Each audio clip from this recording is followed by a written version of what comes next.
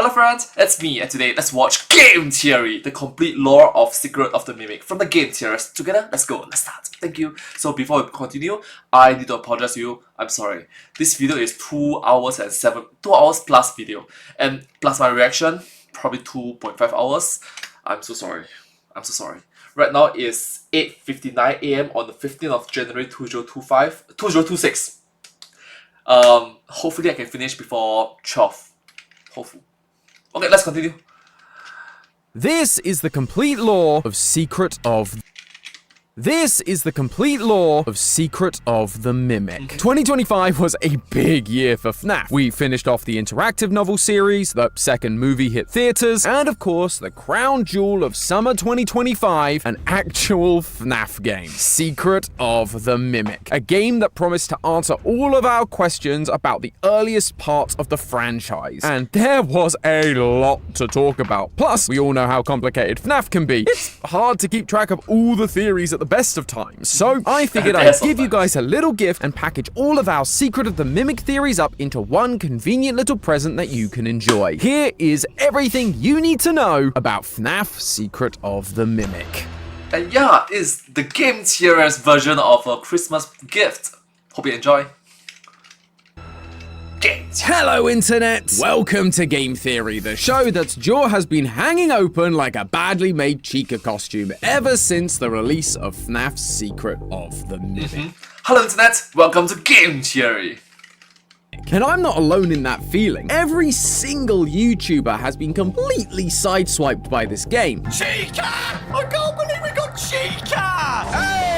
I was the first. Oh my god, there she is! That's insane. Why has it taken us all by surprise? Well, besides the fact the game actually works, mostly, it also did something that is completely unheard of in a FNAF game. They actually gave us a story. And I don't mean the super cryptic kind that we have to spend years and years figuring out. I mean the kind that actually helps us move forward in this franchise. For a long time, the community has been frustrated with the lack of clarification out there for this series. It's been years of theory upon theory upon theory. And while we have come to certain agreements for parts of it, there are still massive sections of the lore that we haven't been able to agree on simply because there's never really been a solid foundation to jump off of. But now, after 11 years of this franchise, Secret of the Mimic came as the earliest entry in the FNAF timeline and said, guys, I got you. Giving us relatively clear Guys, I got you. You know what? I got you.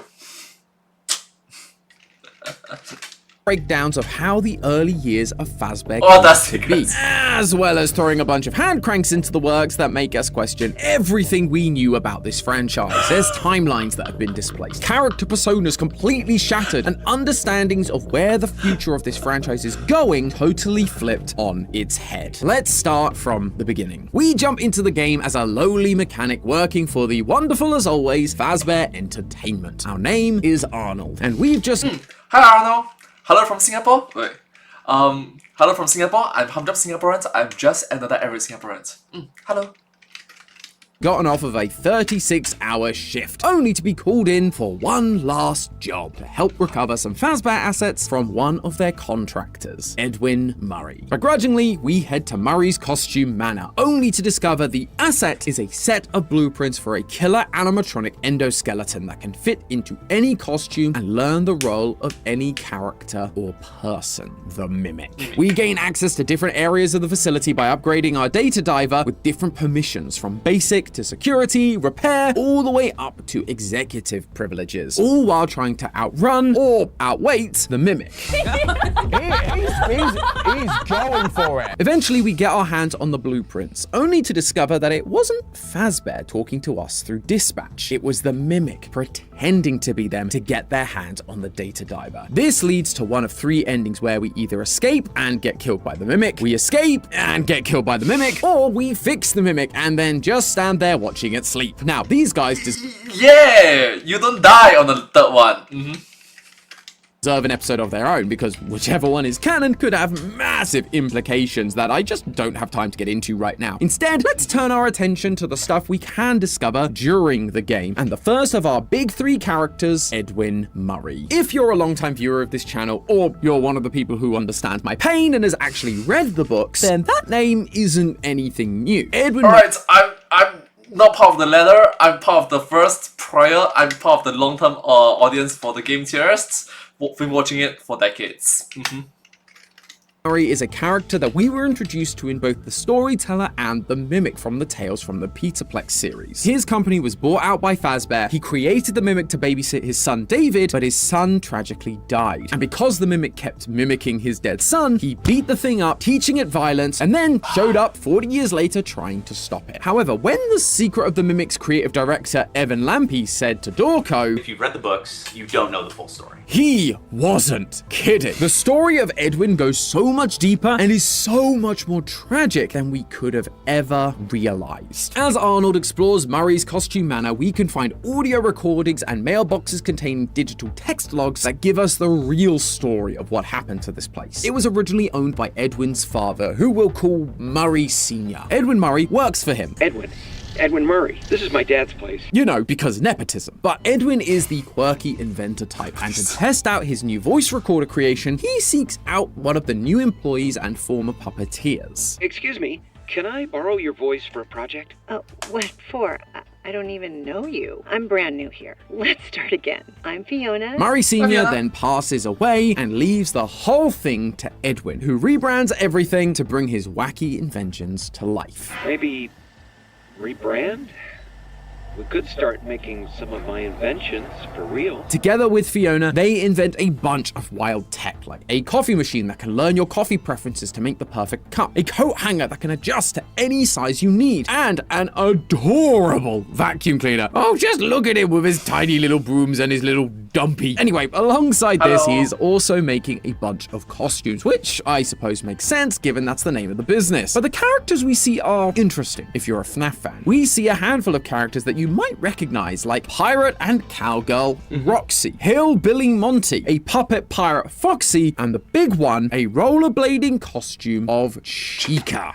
It is. That's freaking Chica. Let's party. She really was the first, wasn't she? But besides Chica, who I knew it! Okay, so there's a catchphrase from Chica that is very iconic. It is, I was the first! I have seen everything!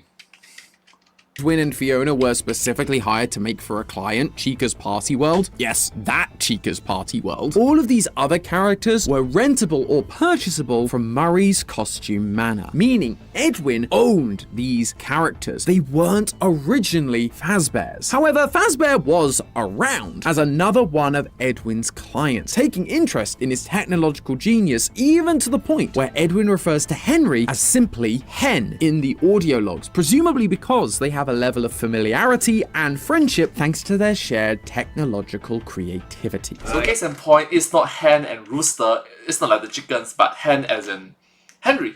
Hi friend. Got the change order from Hen last night. They don't think of me as a friend anymore. But the real tragedy of Edwin comes from when we look at his family. I've mentioned his wife Fiona, but he also has a son named David, just like he did in the Tales from the Peterplex book series. Unlike that series though, Fiona doesn't die in childbirth. She's still around during David's early years, until she tragically passes away, leaving Edwin to run the business and raise David all on his own, leading Edwin to come up with the only logical solution: build an animatronic that can babysit David, obviously. He creates the M1 Mimic. But something strange happens. Look, there's something called over-reliance on tools. You know, you could hire an actual human being as a babysitter.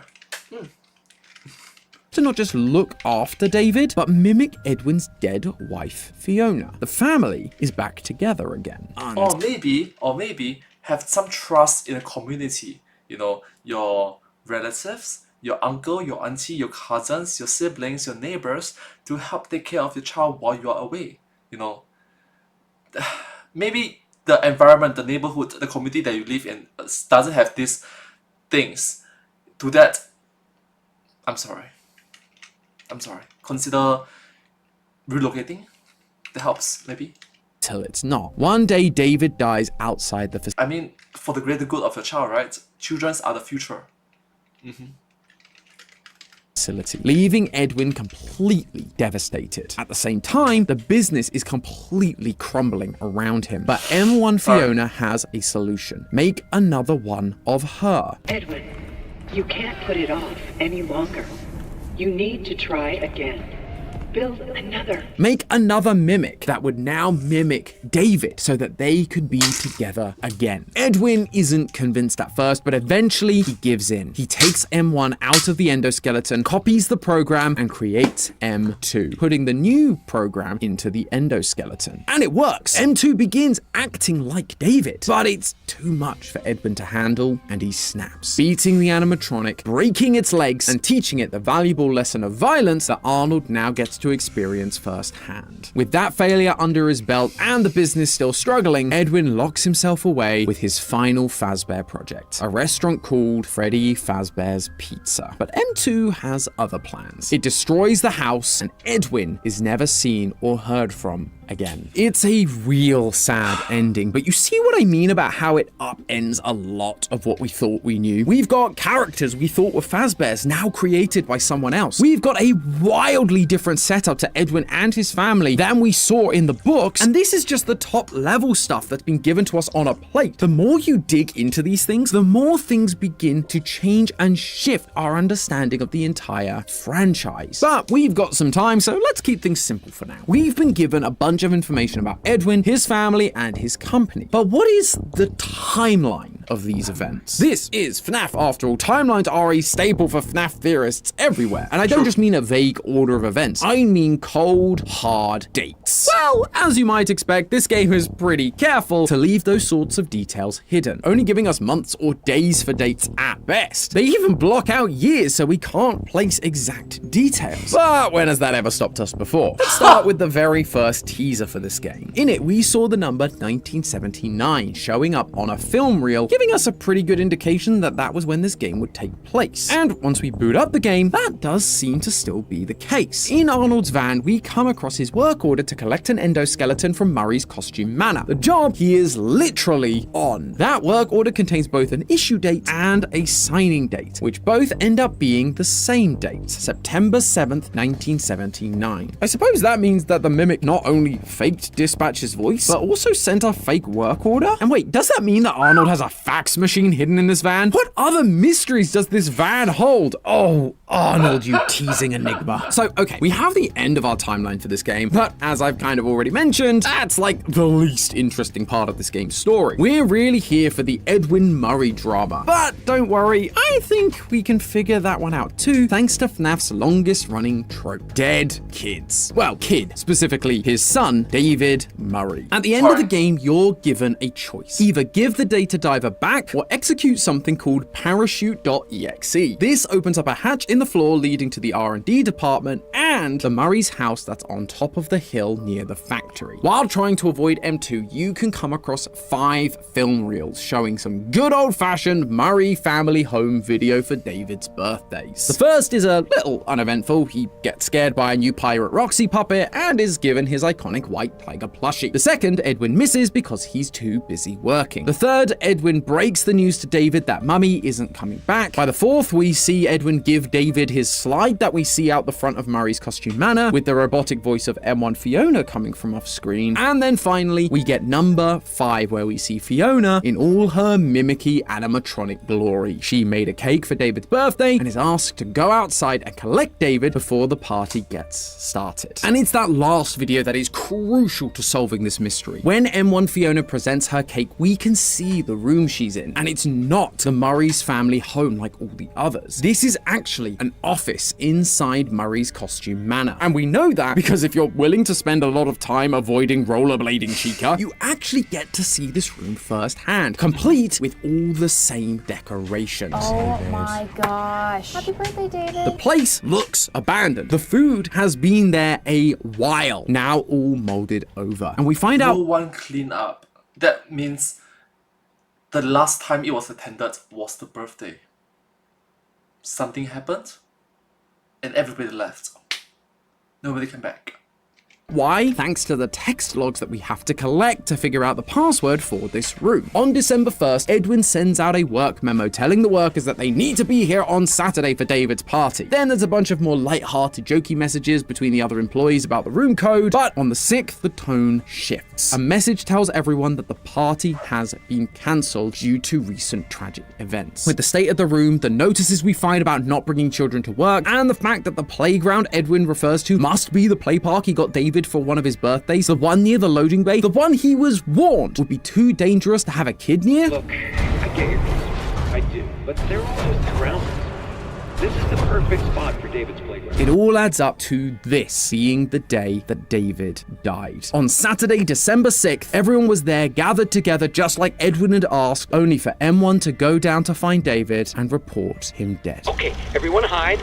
Fiona, go get him. Saturday was the day of the party, and that cancellation message was sent out the same day. December 6th was only on a Saturday once in the 1970s. 1975. Now, given we have 5 film reels, you'd assume that would make this David's 5th birthday, and so his date of birth would be December 6th, 1970. However, I'm not entirely sure that's the case. Firstly, the achievement you get for entering David's party room is called Belated Birthday, and the icon is of a birthday cake with not 5 candles, but 6. And I think we all know that when you're a kid, the number of candles on your cake matters big time. I guess just like content creators, we all like seeing number go up. There's also the matter of the collectibles scattered throughout MCM. By gathering them all, you can boot up a minigame on the computers known as moon.exe. This thing is full of interesting details and symbolism that we will 100% be exploring in the future, but the detail that's interesting right now is the collectible called the Full Fest Snow Globe. When you find it again inside moon.exe, you can give it a shake, and we're given this description. Opening day snow globe. A wonderful day with all of us at Full Fest. It's worth noting that right behind this snow globe is a statue of a married couple. The man wears a bow tie, which is something we see associated with Edwin throughout the game. I mean, just look at the guy's logo. He loves bow ties. Bow ties are cool. This couple is supposed to be Edwin and Fiona, and so this line about Full Fest is tied to them. But the use of the word all here is telling. If it was just supposed to be Edwin and Fiona, it would have just said both of us or the two of us. But all implies a group, i.e. David is also present. Thanks to Help Wanted 2, the earliest Full Fest we know about happened in 1970. So for this to be a big opening day to the point where Fazbear creates a special snow globe, it's likely that it's that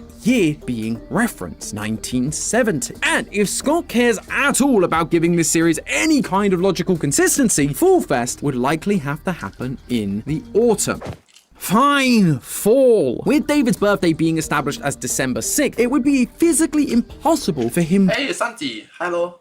to also be here on the opening day of Full Fest in 1970, because he wouldn't have been born for another couple of months. So he'd have to have been born at least a year earlier, making him at minimum 6. But then why only show us 5 videos? What happened to the missing birthday? Well, we already know that Edwin is too busy to focus on his kid, hence he made the mimic in the first place. Would it be out of the realm of possibility that he was so busy he didn't even celebrate one of his kids' birthdays? The game certainly seems to think so, because inside the Storytime showroom you can find David's little den with all of his drawings on the wall, and one of them depicts a birthday with David surrounded not by family but by characters, and he has a cake with 4 candles on it. Up until now, David's parties have always been at his house, surrounded by family, not by characters. We never see a video of him having a birthday surrounded by characters, which implies that this is a birthday not caught on camera. Edwin missed his son's 4th birthday. He was so busy trying to save the company and possibly even building M1 that he got his staff to dress up as characters and look after him instead. Then, a year later, David gets his big slide and suddenly M1 Fiona exists to take care of David. This puts David's 6th birthday in 1975, and therefore his date of birth is actually December 6th, 1969. Nice. From here we can actually extrapolate. If you few other dates and start to put things into a rough timeline. We never get exact ages for Edwin and Fiona, but we do know that David was their first and only child. In the late 60s and early 70s, the average age of first-time parents was 21.4 years old. And looking at marriages in the late 1960s, the average man was 23, while the average woman was about 20 when they got married. If Fiona is following these averages, that would mean they pretty much had David just over a year after getting married, putting their wedding in 1968. On top of that, the average length of an engagement for a couple in the 1960s was around just 3 to 6 months, with the ideal scenario being a fall engagement with a spring or summer wedding. And most would only have been dating for 6 months prior to that. So Fiona and Edwin most likely would have gotten engaged in the fall of 1967 and probably only started dating earlier that year. But as I've already told you, this relationship ends far too prematurely. One of the audio logs we find throughout the facility is a voice recording left by Fiona to Edwin explaining that she needs to go to one of their clients' events to make sure nothing goes wrong. I have to go help the Fall Fest crew. I just have this terrible feeling like I need to be there so nothing goes wrong. Now, remember that part of Moon.exe I mentioned earlier that shows us the married couple? The one representing Edwin and Fiona with the Fall Fest snow globe at their feet? Well, the woman's statue is described as being burnt and blackened. There's also a stall nearby that focuses on sewing materials, like a stand for someone who was maybe there to help with costumes and puppeteering, similar to what we know Fiona was capable of. That stand is also completely burnt down and destroyed. Putting all of that together, it clearly tells us that the event Fiona went to was Fall Fest, the Fazbear Carnival we've been theorizing about for so long. And just as we've been predicting, it absolutely did end in fire, taking Fiona's life with it. Edwin breaks this news to David on his 3rd birthday, and as we've established, Fall Fest should happen in the fall just before that. So that puts Fiona's death sometime between September and November 1972.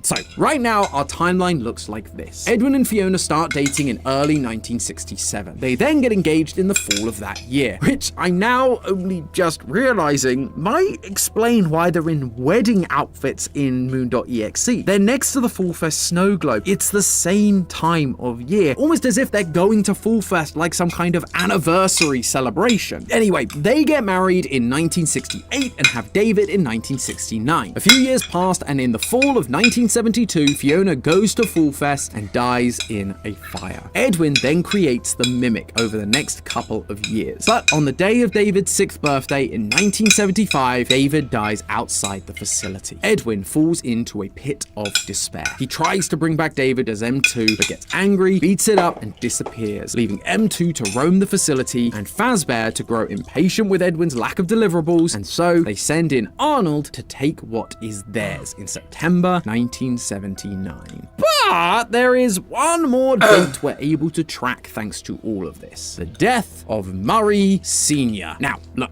I know he may not seem like an important character in all of this. Let's be honest, he's kind of a footnote in the whole game. We only see his portrait a couple of times, and we only get 2 audio logs even mentioning him. But those 2 audio logs reveal a lot, not only about when he died, but also the final order of events for Murray's costume manor, and an interesting detail about our favorite singing bear company. In the audio log where we learn about Murray Sr.'s passing, it's a conversation between Edwin and Fiona. So they do have to have at least met at this point. Plus, they seem quite close. The company is going to collapse and they're all going to hate me.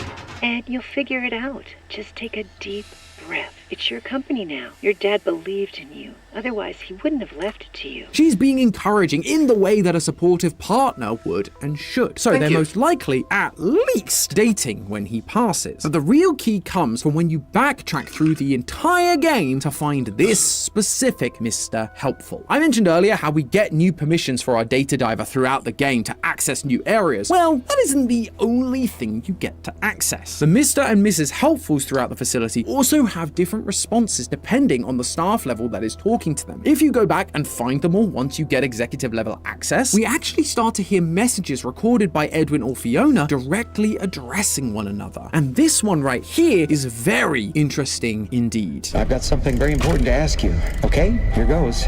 You become the heart of this company, and I want to share it with you. And you're also really pretty, like asymmetrical pretty. So will you marry me, please? Yes, it's very nerdy and very sweet, just like how I proposed. The point is, during Edwin's awkward ramblings, he says this line. You become the heart of this company. You are the heart of the company. When they met, she was just a new employee. There's no way she would be that instrumental to the company and its quote-unquote heart. However, once Murray Sr. passed on and Edwin was left in charge, Fiona became his main collaborator. She is the one who cared for the employees and the company while Edwin was off making more crazy inventions. We can even hear her concern during the pre-recorded elevator repair tapes.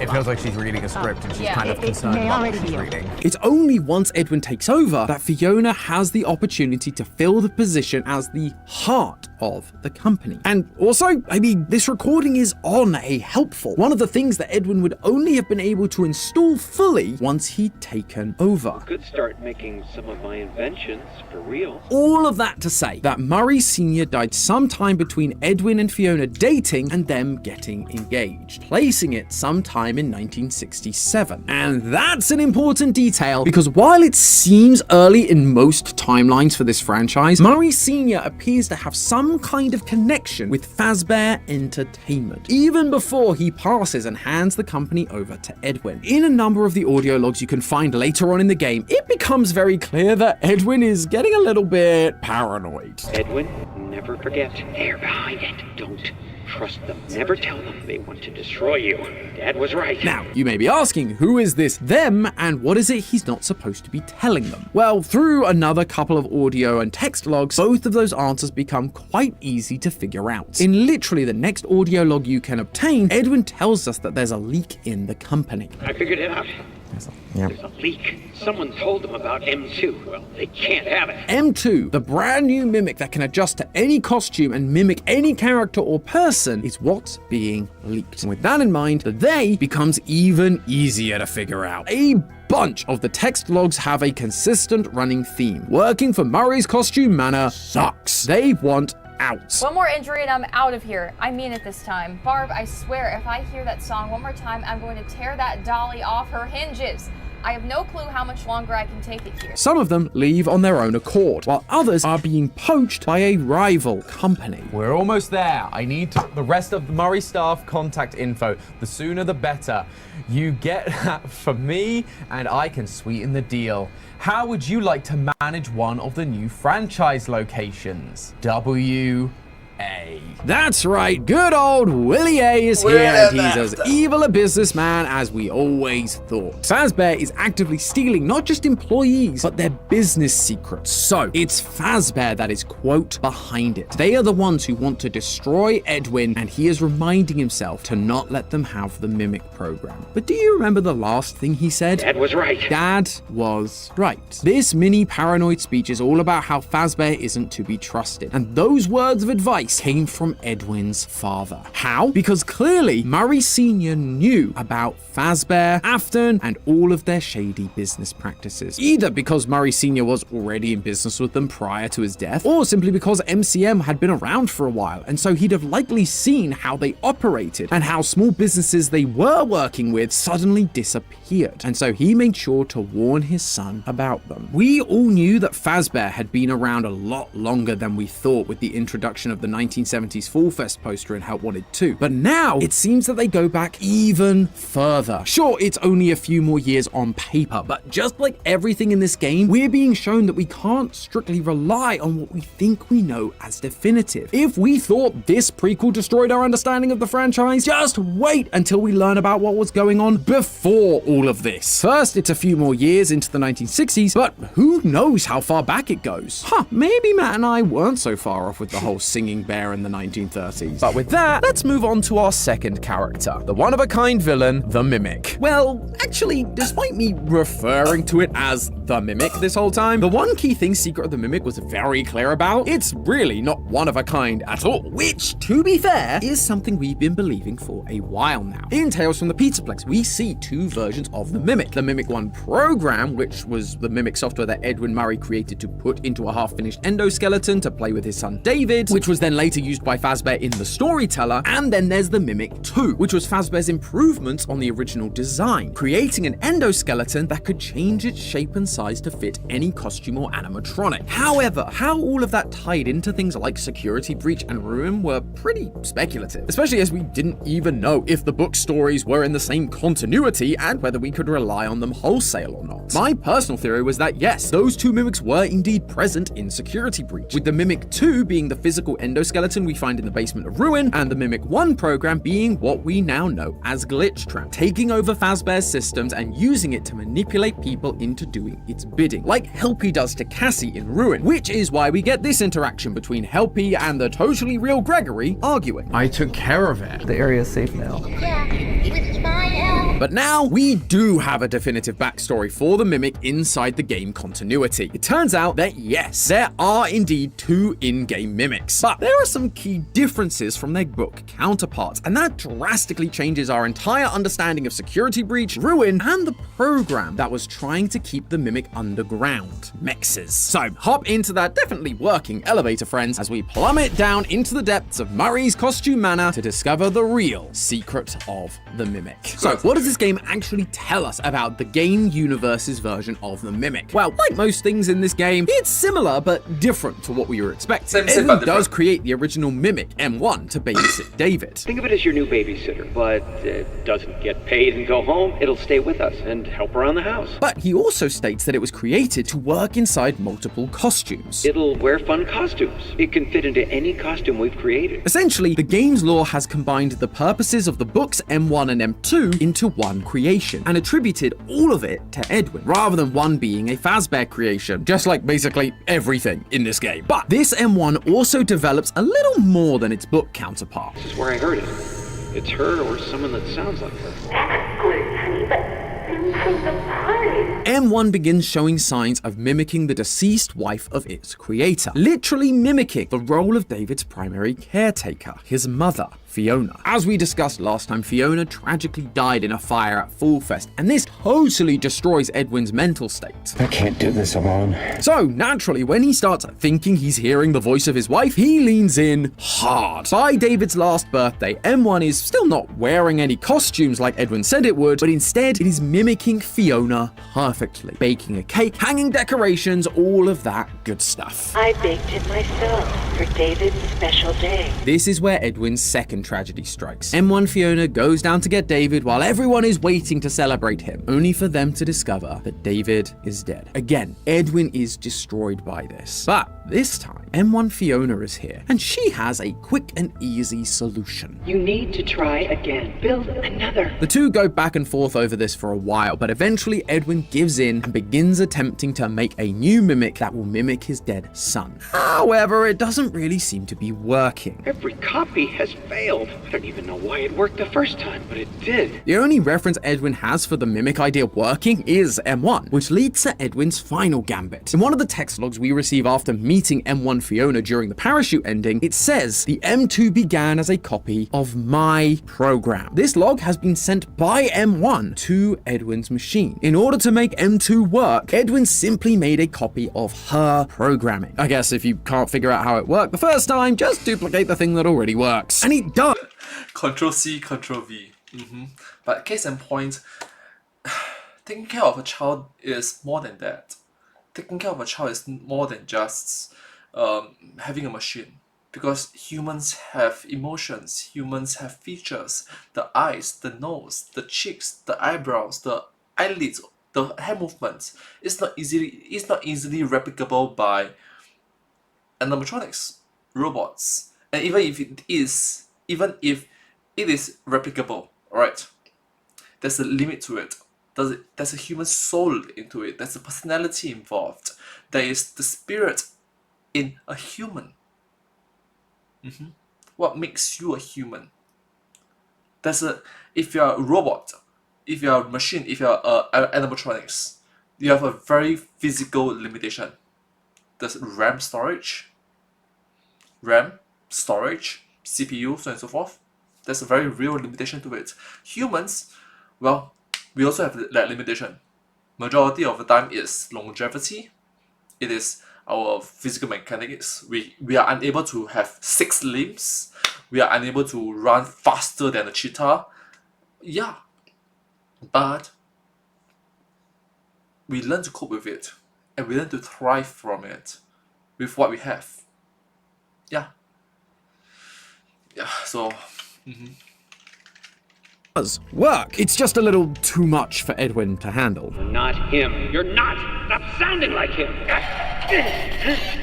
This moment is what turned M2 into the killing machine we now find in the game. Sorry. And its first victim, the man who tried to destroy it. Due to a minor detonation, there is damage to my office interior. And that is essentially everything we know from the game itself. It's unclear exactly what happens next to get us to Security Breach and Ruin. It's gonna depend heavily on which ending is canon and what happens in the inevitable DLC that Steelworld does for all of their FNAF games. Personally, my money's on the DLC being about Fall Fest. I proved last time that the game takes place in September 1979, so Fall Fest would likely be in full swing, and the Mimic is free in every ending. But regardless of whether I'm right about that, one thing I am sure about is that at some point M2 is going to be trapped inside MCM. It will get cemented up only for us to go down into the basement of Ruin and find it again. Now, I know what you're thinking. These two characters don't look anything alike, but just take a look around first. We have a springlock scooper, wooden boxes filled with costumes like crows, elephants, and lions, the similar flooring and wood panel walls with builders' lights hanging from them. Everything we're seeing at MCM matches stuff that we saw underground when we encountered the Mimic in Ruin. We can also find endoskeleton pieces deep within MCM from when Edwin was experimenting trying to create the Mimic. And if you look closely, some of them don't really match the current version of the Mimic, but they match the endoskeleton of the Mimic that we find in Ruin. My guess is that in the lead up to it being cemented, or even during the cementing up of MCM itself, it ended up getting damaged, or some of the pieces just stopped working over time, and so it replaces its parts one by one. We've already seen it replace its legs, so what's an arm, or a torso, or a head? Finally though, the Mimic in Ruin, it acts just like the M2 we see in Secret of the Mimic. It's mimicking a young boy, Gregory, it's wearing mascot costumes, and it's being violent towards humans. It even walks in a similar fashion and gets its hand stuck in an elevator. Now, that last one doesn't strictly make the two characters the same. Anyone can get their arm stuck in an elevator. But the fact that Steelworld programmed that in, along with all the other things we've talked about, it seems like they're trying to tie together these characters and this area, telling us that the Pizzaplex, and by association FNAF 6, was built on top of MCM, locking away all of its inventions down here, including M2 itself. I mean, we know that Fazbear isn't against saving some cash by building on top of previous establishments, and there's one text log directly from Willie A himself that tells us that he owns the land which MCM stands on. But that's only one of the Mimics answered for. What about M1? Well, to start with, she's just chilling inside a computer. Yeah, it seems that not only was M2 a copy of M1's programming, he also put M2 into the very same endoskeleton. Just look at them side by side. They're identical. Well, besides the legs, because, you know. And we don't see another one of these endoskeletons walking around or even decommissioned. So all signs are pointing to Edwin removing the M1 program from the endoskeleton, putting M2 into the endoskeleton, and leaving M1 as just a program inside the computer that we find during the parachute ending. It is nice to meet you face to face. But as I'm sure most of you have realized, this isn't just any computer. This is the same computer that we found down in the basement of Ruin, the one that was running the Mexes program, the big digital genie bunny that is keeping M2 locked away underneath the Pizzaplex. Does this mean Fiona is Mexes? Has Mexes actually been the M1 Mimic like we first suspected when we saw the trailers for Ruin? I actually got asked about this during the theory crafting livestream we did immediately after our GT Live playthrough, which is what inspired me to do this episode in the first place, so thanks for showing up and being a part of that if that was you. At the time, it stumped me, but now that I've actually had some time to think about it, I believe I do have an answer, and that answer is not quite. Honestly, it just doesn't make sense for Fiona to be a big blue bunny. Now, yes, I know what series we're talking about. FNAF rarely makes sense, but hear me out. We've always talked about how the Fazbear characters tend to be used as symbolism in these games. Freddy tends to be representative of Henry, for example. But in this game, we're also shown that Fiona was the one who designed Foxy and Chica. So, if something is meant to represent her, it's more likely going to be one of those two. In my opinion, most likely Foxy. He was originally a puppet and she was a puppeteer. But Bonnie has always represented Afton. Afton was the reason Edwin was locked away in the R&D department and in his home, working on the new restaurant concept, keeping him away from his family, his son, which led to his death and eventually to him creating a violent and destructive mimic. So rather than Mixes being a representation of Fiona, it's far more fitting that it's a representation of Afton. This new mimic has taken on part of Edwin's personality, the violent part, and is now being kept locked away by another blue rabbit. Like father, like son. But the real reason I don't think they're one and the same is because of the parachute ending. During it, we have to activate something called cradle.exe. We first hear about what this cradle is from one of the text logs. A handful of these logs seem to be addressed to Edwin and have a subject line written in binary, like a computer program trying to communicate, i.e. M1. One of these specifically asks Edwin to consider building the cradle if he won't fix M2's programming, and provides him with the blueprints for it. She describes it as a computer, bigger than anything he's built before, which sounds familiar on its own, but if you stop just before executing cradle.exe, you can see that it has a description. Mechanical X-form experimental storage. MXEX. Mexes was actually M1's idea. But then if Mexes is a separate program designed by M1, why does she end up on the same computer? It's because of what Mexes stands for. I've already mentioned it stands for Mechanical X-form Experimental Storage. The word there you may not be familiar with is X-form. Simply, it's just programming shorthand for the word transform, i.e. it's an experimental way of storing or keeping locked away a transforming machine. Makes sense. However, there is a little more to it than that. In programming, the transforming that X-form refers to is an object's position, rotation, and scale.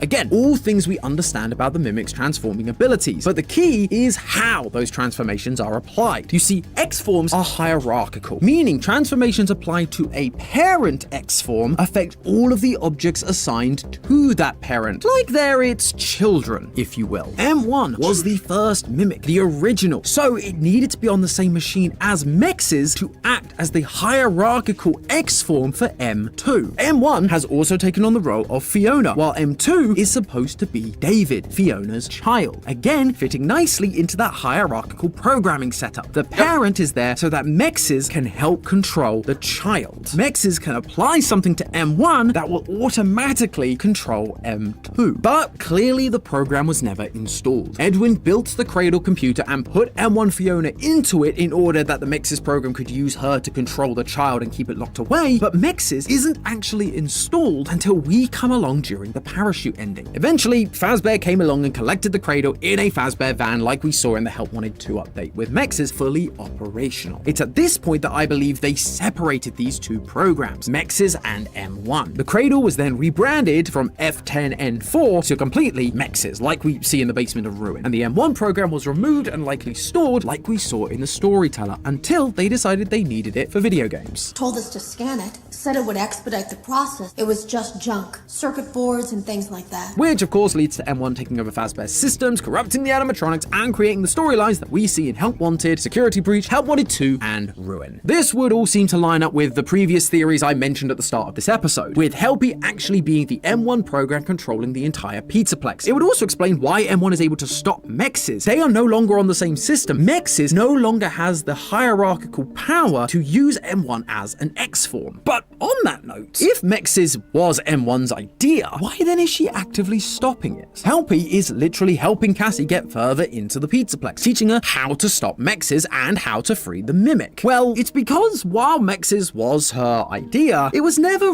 really her goal. Try again, make another, and we can all be together. I miss you, but I miss my child. I want him back. We must convince him to repair M2. That is all that I want. In the text log about the cradle, M1 is trying to appeal to Edwin, asking him to make the cradle because it became clear he wasn't going to fix M2. But really, she wanted her child back. Mexes was just a stopgap for her, a way to keep the mimic safe while she figured out a way to fix it without Edwin. That's why she faked the voice of Fazbear Dispatch and convinced Arnold to explore the manor and find the schematics for the mimic. It's so that she could can fix it herself. And if people get hurt along the way, so be it. It's all a price worth paying so that she can get what she wants. Just like we see. Case and points from my personal experience, I kind of recognize the illogical, irrational, unreasonable sense of mothers when it comes to babies, children's. Their sense of reason out the window. It sucks when you're trying to reason, when I'm trying to reason, and like, come on.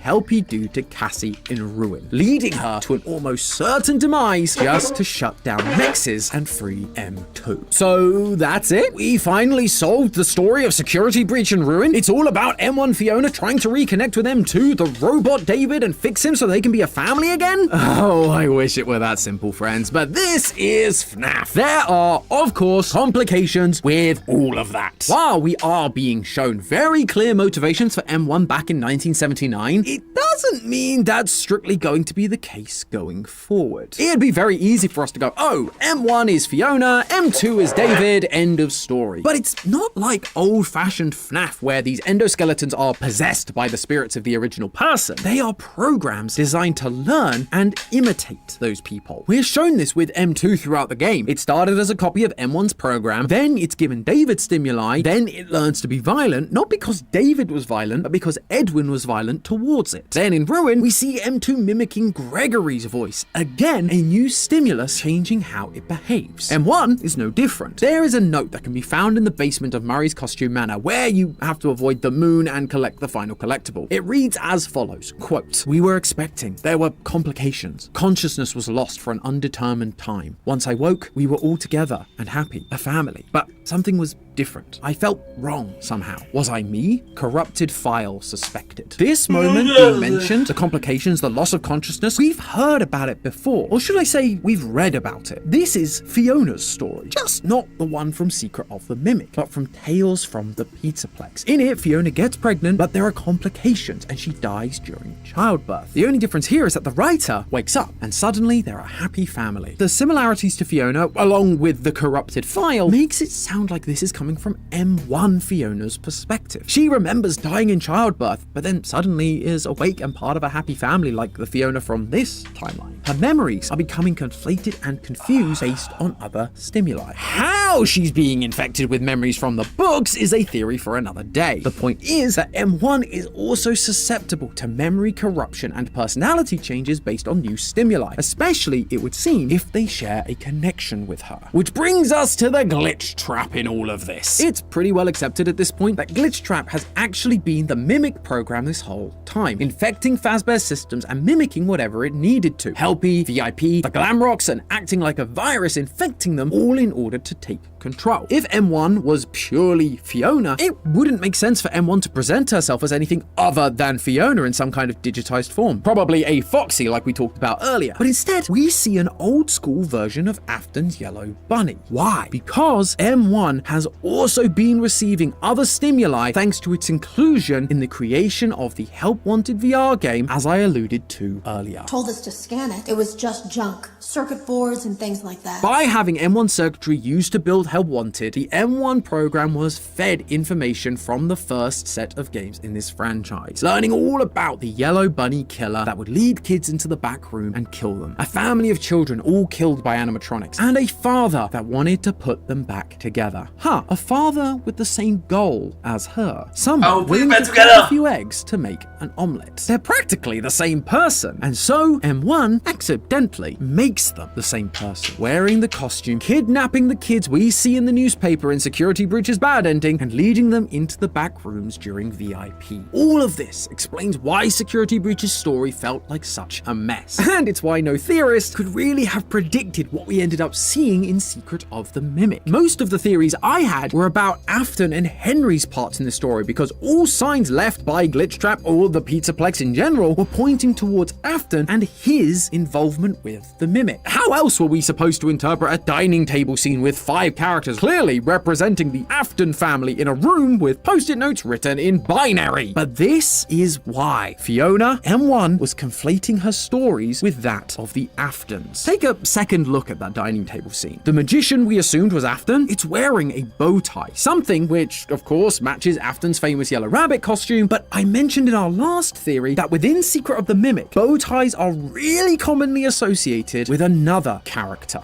Edwin. We pick one up off of his statue during Moon.exe, he's wearing it during his company portrait, his wedding photo, and his family photo, and it's literally the logo of his company. Plus, Edwin was kind of a magician when you think about it, specifically when it came to technology. He developed things well beyond what should have been possible for the time, so much so that Fazbear hired him to work on their stuff and eventually bought the whole thing. And then there's the motherly character, the one at the head of the table, the one that we all naturally assumed must be Mrs. Afton, despite the fact she's never shown up in the games. Well, in the game files, that character model is called the Nanny Bot, which is what M1 was originally supposed to be. Think of it as your new babysitter. And now M1 is in charge. Edwin wasn't going to fix things, it's up to her, and she has control of the entire Pizzaplex. She is now the one at the head of the table. This dining table now has characters that, yes, fit the Aftons, but the parents also bear a striking resemblance to her own family that she's trying to rebuild. And that drive to rebuild the family is still there. I already mentioned that Helpy's whole thing is trying to get Cassie down into the basement to stop Mexes and free M2, but which family she's now trying to rebuild is obviously getting a little lost in the source. That's why we have two glitch-trapped disciples, Vanessa and Gregory, both of whom we've pointed out since the very beginning share a lot of similarities to the Afton children. And that's not even going into the similarities between David Afton and David Murray. Again, theories for another day. What we're seeing is M1 getting confused, mixing up storylines from her book persona and her newly found Afton persona, conflating the two ideas as one in the same. She's trying to rebuild the family she lost all the way back in the 1970s, but thanks to her use by Fazbear Entertainment to make a VR game, she's taken on too much of Afton's persona, and so is still driven to get M2 out of the basement, but who she believes M2 now personifies is completely messed up. Does she still think it's her son David? Does she think it's the other kid from the Afton lineup that's missing, Michael? Or does she not even really know anymore? Is she just trying to free it because that core desire is there, but the meaning has gotten lost through all of this new stimuli? The truth is, that part is unclear right now. Any and all options are available to us. We just need to keep digging while also being aware that the DLC or sequel could drop in a year or so and change everything again. But speaking of digging a little deeper, regardless of who M1 thinks M2 is anymore, I do think we've been given the answer on how to stop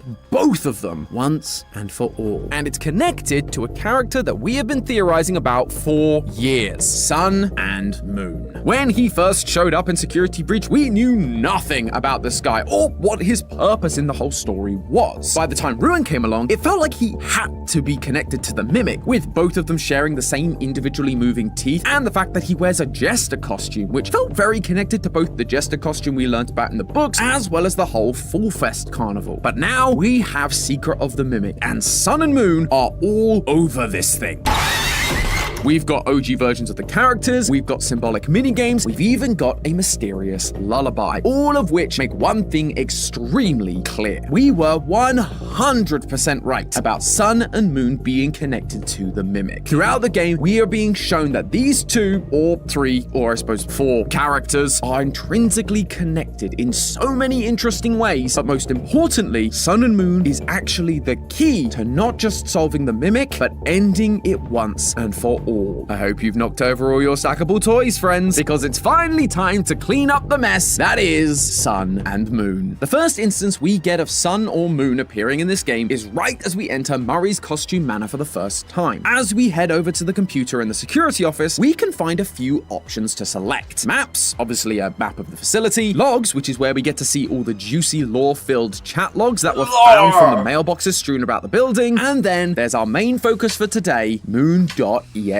We've talked about Moon.exe in our previous episodes, but in case you missed those or the massive playthrough we did over on GT Live, it's basically a game within a game. We start in a bedroom, and while the goal is initially unclear, if you take a wrong turn, you face the wrath of Sleepy Moon, who tells you to go back to bed. Now, as you play the normal game, you can find collectibles inside of presents that you can then load into the system, and they will appear inside Moon.exe for you to use. Each one serves a specific purpose, either helping you to to thwart Moon's attempts to stop you, or giving us information about Edwin and his family. In a previous episode, we've talked about the snow globe that is next to a married man and woman, where the woman looks burnt, and how it's meant to be symbolic of Edwin and Fiona Murray. But that isn't the only lore this game provides us. The initial premise of us being told to go back to bed gives you the impression that we're a child, trying to sneak out of our bedroom and go on an adventure. As we go through this adventure, we encounter a baby owl that we can save that then sticks with us throughout the journey, cooing and rubbing up against us like a pet. However, things take a weird turn when we encounter the old woman that lives in a cabin in the woods. This old woman has a head covered in spikes, kinda like you'd expect a sun to be represented. After fulfilling her tasks and fixing her 3 broken masks, she then hands you a final mask, the mask of a baby owl. At the same time, our baby owl friend seems to have gone missing, but the oven is now on, and there's a suspicious smell of chicken in the air. With our new mask equipped, this sun woman takes us to a cave that Moon is guarding, only for Moon to see the baby owl mask and to run away crying. This was the moment that things clicked for me. At first, I figured we were playing as David, with Moon being an obvious analog for his father Edwin. That's why we got explicit messages like, "Go back to bed, I'm too busy," things that Edwin would actively say to both David and his wife Fiona. Just give me a minute. David's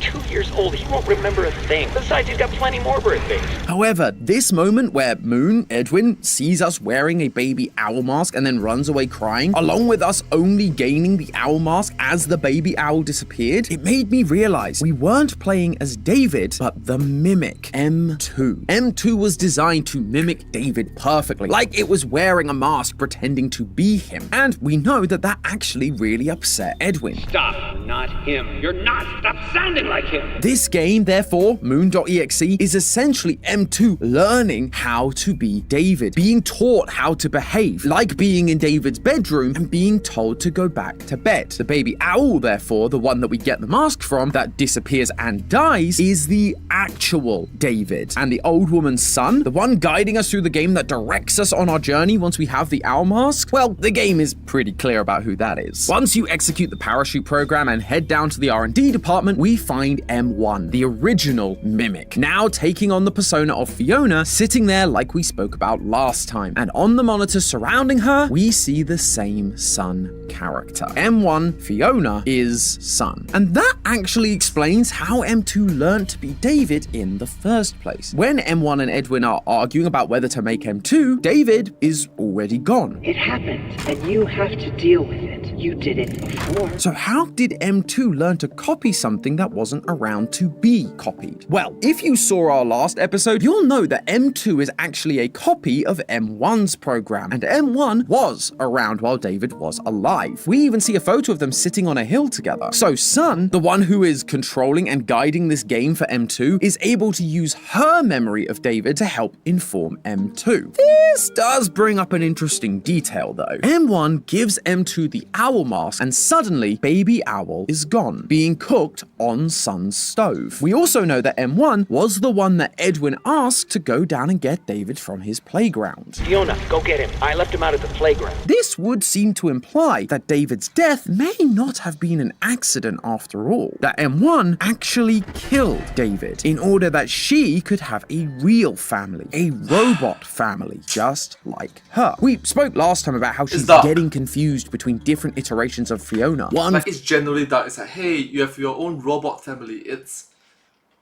sacrificing humans for it. It's dark.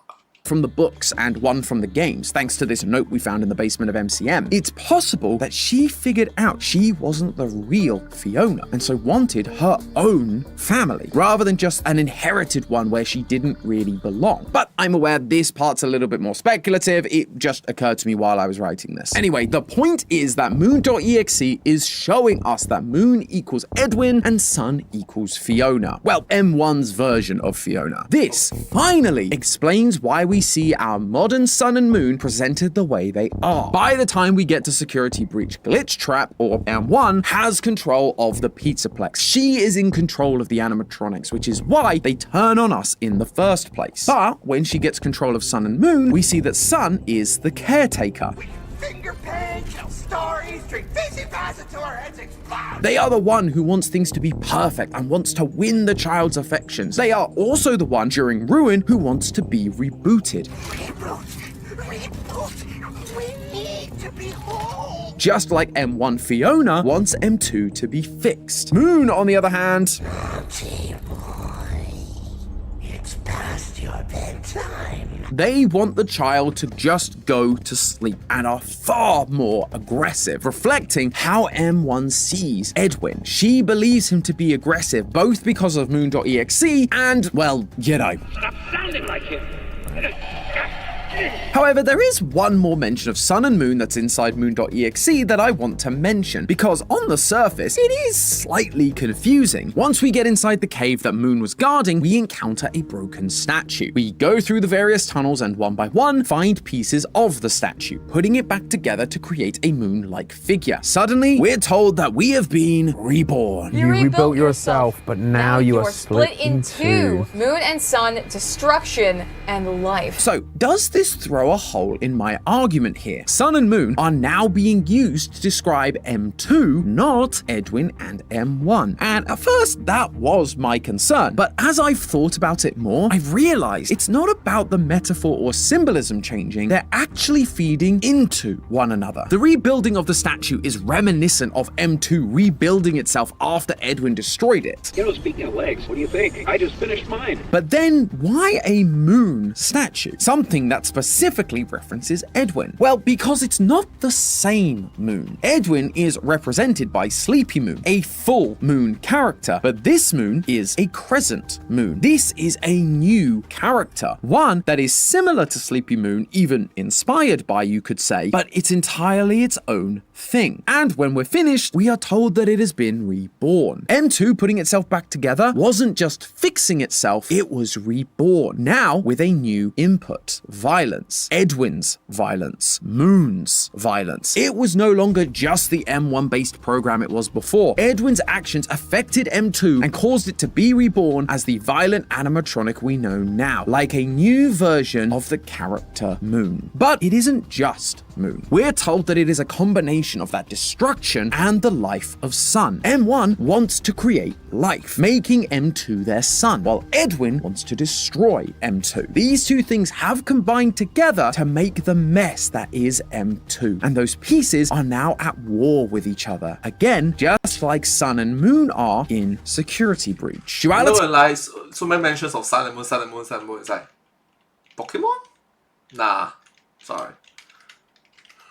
In this franchise is something that I've wanted to write a theory about for a long time. It felt like there's been so much of it in the series, from the two-toned logo on the Ruin website, the two-colored eyes of the tiger plushie, Sun and Moon, to even as far back as William versus Henry. It's always been about these two opposing sides being mixed together into one thing, something that usually ends in a mess or tragedy. At the time, I just didn't really know where it was going in order to write the theory on it. But now I understand. This is what it was trying to tell us. Visual clues to tell us the story of Edwin and M1 Fiona without actually spelling it out. It's also why Sun and Moon's moving teeth are the same as the mimics. They may not literally be the same. Sun and Moon may not actually be a mimic, but it's visual storytelling, giving us a physical clue to their connection. We were just missing the key detail of Edwin and M1 even existing in this continuity to be able to tie it all together. Although I'm sure the lore reason for the teeth thing is once again just the mimic rebuilding itself with spare parts. We'll see. But Sun and Moon isn't done teaching us about the mimic just yet, because in Ruin, we get to see that these opposing sides can turn from a mess into something new. We see Sun struggling to keep control while Moon is acting dangerous, again, like we've been seeing with M2, the original program unable to keep control, with the violence taking over and attacking people. But after Cassie is able to plug in the data diver, Fazwrench, they reboot and Eclipse is born. They are calm, fun, friendly, protective, exactly as they were supposed to be. We fixed them. But did you notice the key detail? Eclipse isn't Sun now fully in control, nor is Moon completely gone. It's both halves mixed together in order to create something new. Sure, Sun was trying to help us and was the good side of both of them, but we're being shown that you actually need both sides in perfect balance in order order to make things work. And this idea is reflected in Secret of the Mimic 2. When down in the basement, we encounter Sleepy Moon in the flesh, or cloth, or whatever it is he's made out of. And one of the telltale signs he's close by is you can hear him singing.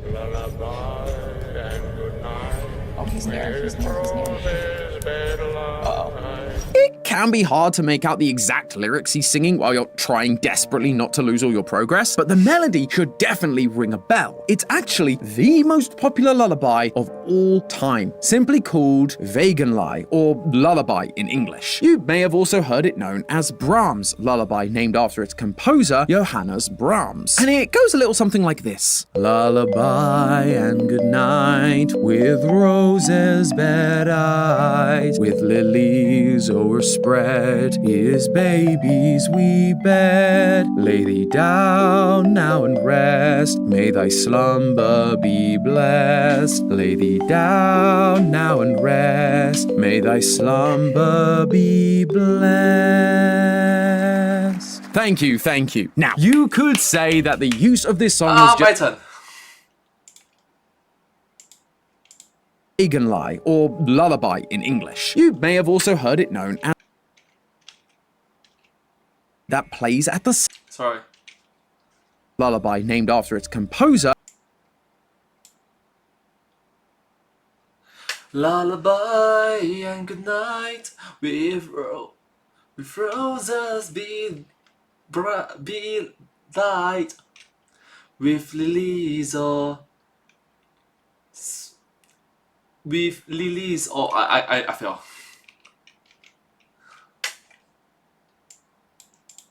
or whatever it is he's made.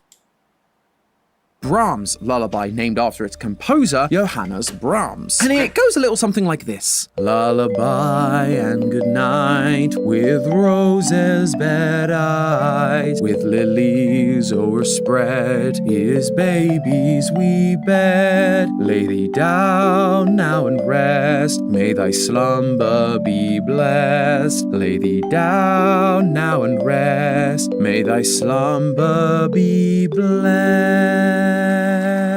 Thank you, thank you. Now, you... My turn. Alright, my turn. Lay thee down now and rest, may thy slumber be blessed. Lay thee down now and rest, may thy slumber be blessed. Lullaby and good night, with roses be bright, with lilies all this bread is baby's wee bed. Lay thee down now and rest, may the slumber be blessed. Lay thee down and rest, may the slumber be blessed. Thank you, thank you. Now, you could say that the use of the... Thank you.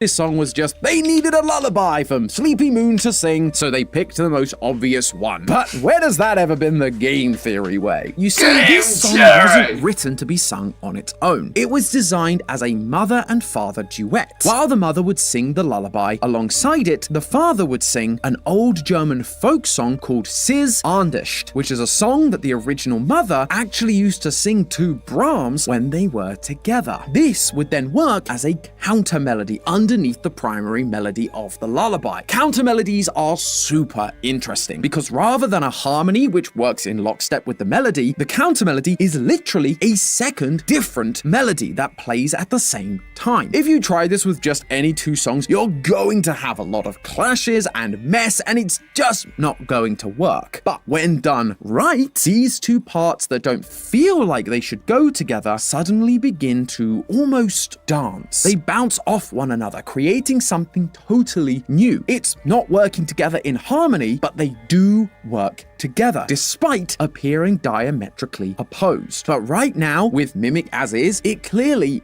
is a mess. These two forces are working against each other, not as a counter melody, but as clashing melodies. So if Eclipse and the Lullaby are showing us we need to bring these pieces into alignment, how do we do that? Well, I think the answer lies in the secret ending of Secret of the Mimic. In order to get M2 to calm down enough that we can insert new programming into it, we have to play a bedtime story for it. The bedtime story itself changes each time, but what doesn't change is the people telling the story. The pre-recorded tapes that we find throughout the Murray household to get here include Edwin's voice and Fiona's voice, both of them working together to tell a story, telling M2 that violence doesn't solve anything in order to bring balance to M2. The lullaby also hints at this because it actually has one more name that I neglected to mention. It's sometimes known as the Cradle Song or Cradle Lullaby, just like Cradle.exe, which we spoke about last time, is Mexes, a program designed to soothe M2, keep it under control, but required M1 and Edwin to work together to implement. M1 wants to restore M2. Edwin wants to destroy all versions of the Mimic. These two things shouldn't work together. They feel like conflicting views. But when these characters come into alignment with one another, the song begins to form. M1 cannot restore M2 on her own. Sure, she may have the glitched code, but Edwin's voice was crucial for the plan working. We need to bring M1 and Edwin back together in order to truly stop whatever M2 has become, and to put both M1 and M2 to rest finally. But you may have noticed a problem with that solution. As far as we can tell, Edwin is dead. Due to a minor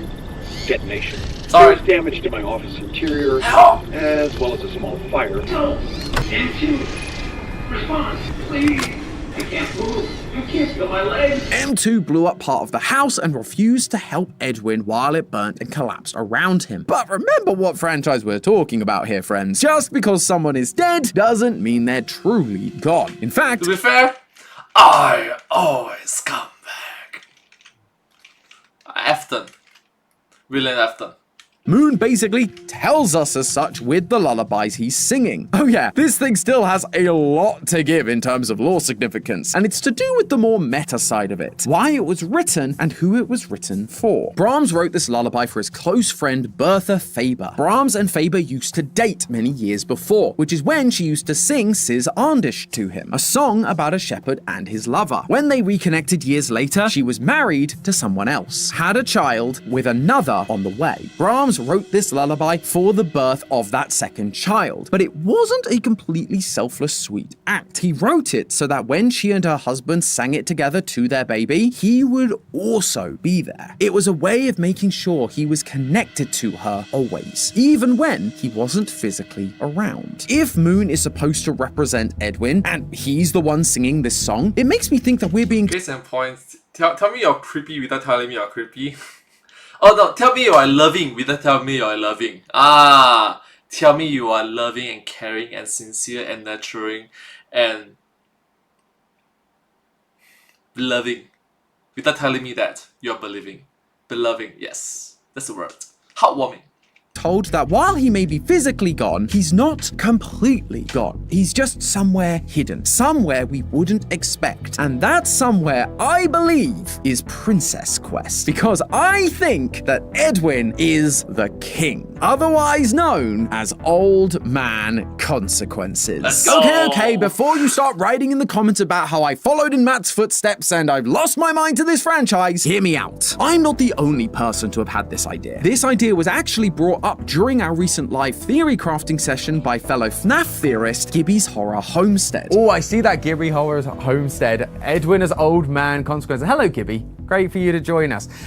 This thought actually occurred to me today. And not only had the thought occurred to me earlier that day, since then, I've not been able to get it out of my head. It just makes so much sense to me. I mean, Edwin is the ultimate man of consequence. His creation of crazy gadgets landed him in bed with Fazbear, who then took everything from him. His rushed inventions meant things could go wrong easily, so Fiona went to Full Fest to make sure that didn't happen, and she died. He didn't pay enough attention to his son, and so David ended up dead. He created created an incredibly powerful AI and then beat it up, and so in return, it killed him. Everything Edwin did came back to bite him on the butt. Consequence, thy name is Edwin. Plus, in the Tales from the Peterplex story, the storyteller, Edwin does come back 40 years later and tries to stop the Mimic. And Old Man Consequences in Security Breach is all about equipping the princess to defeat the Glitch Trap virus, aka the M1 program that's been corrupted by Afton's influence and is now running the Peterplex. We also know that Game Edwin wants to stop the Mimic. Both Mimics.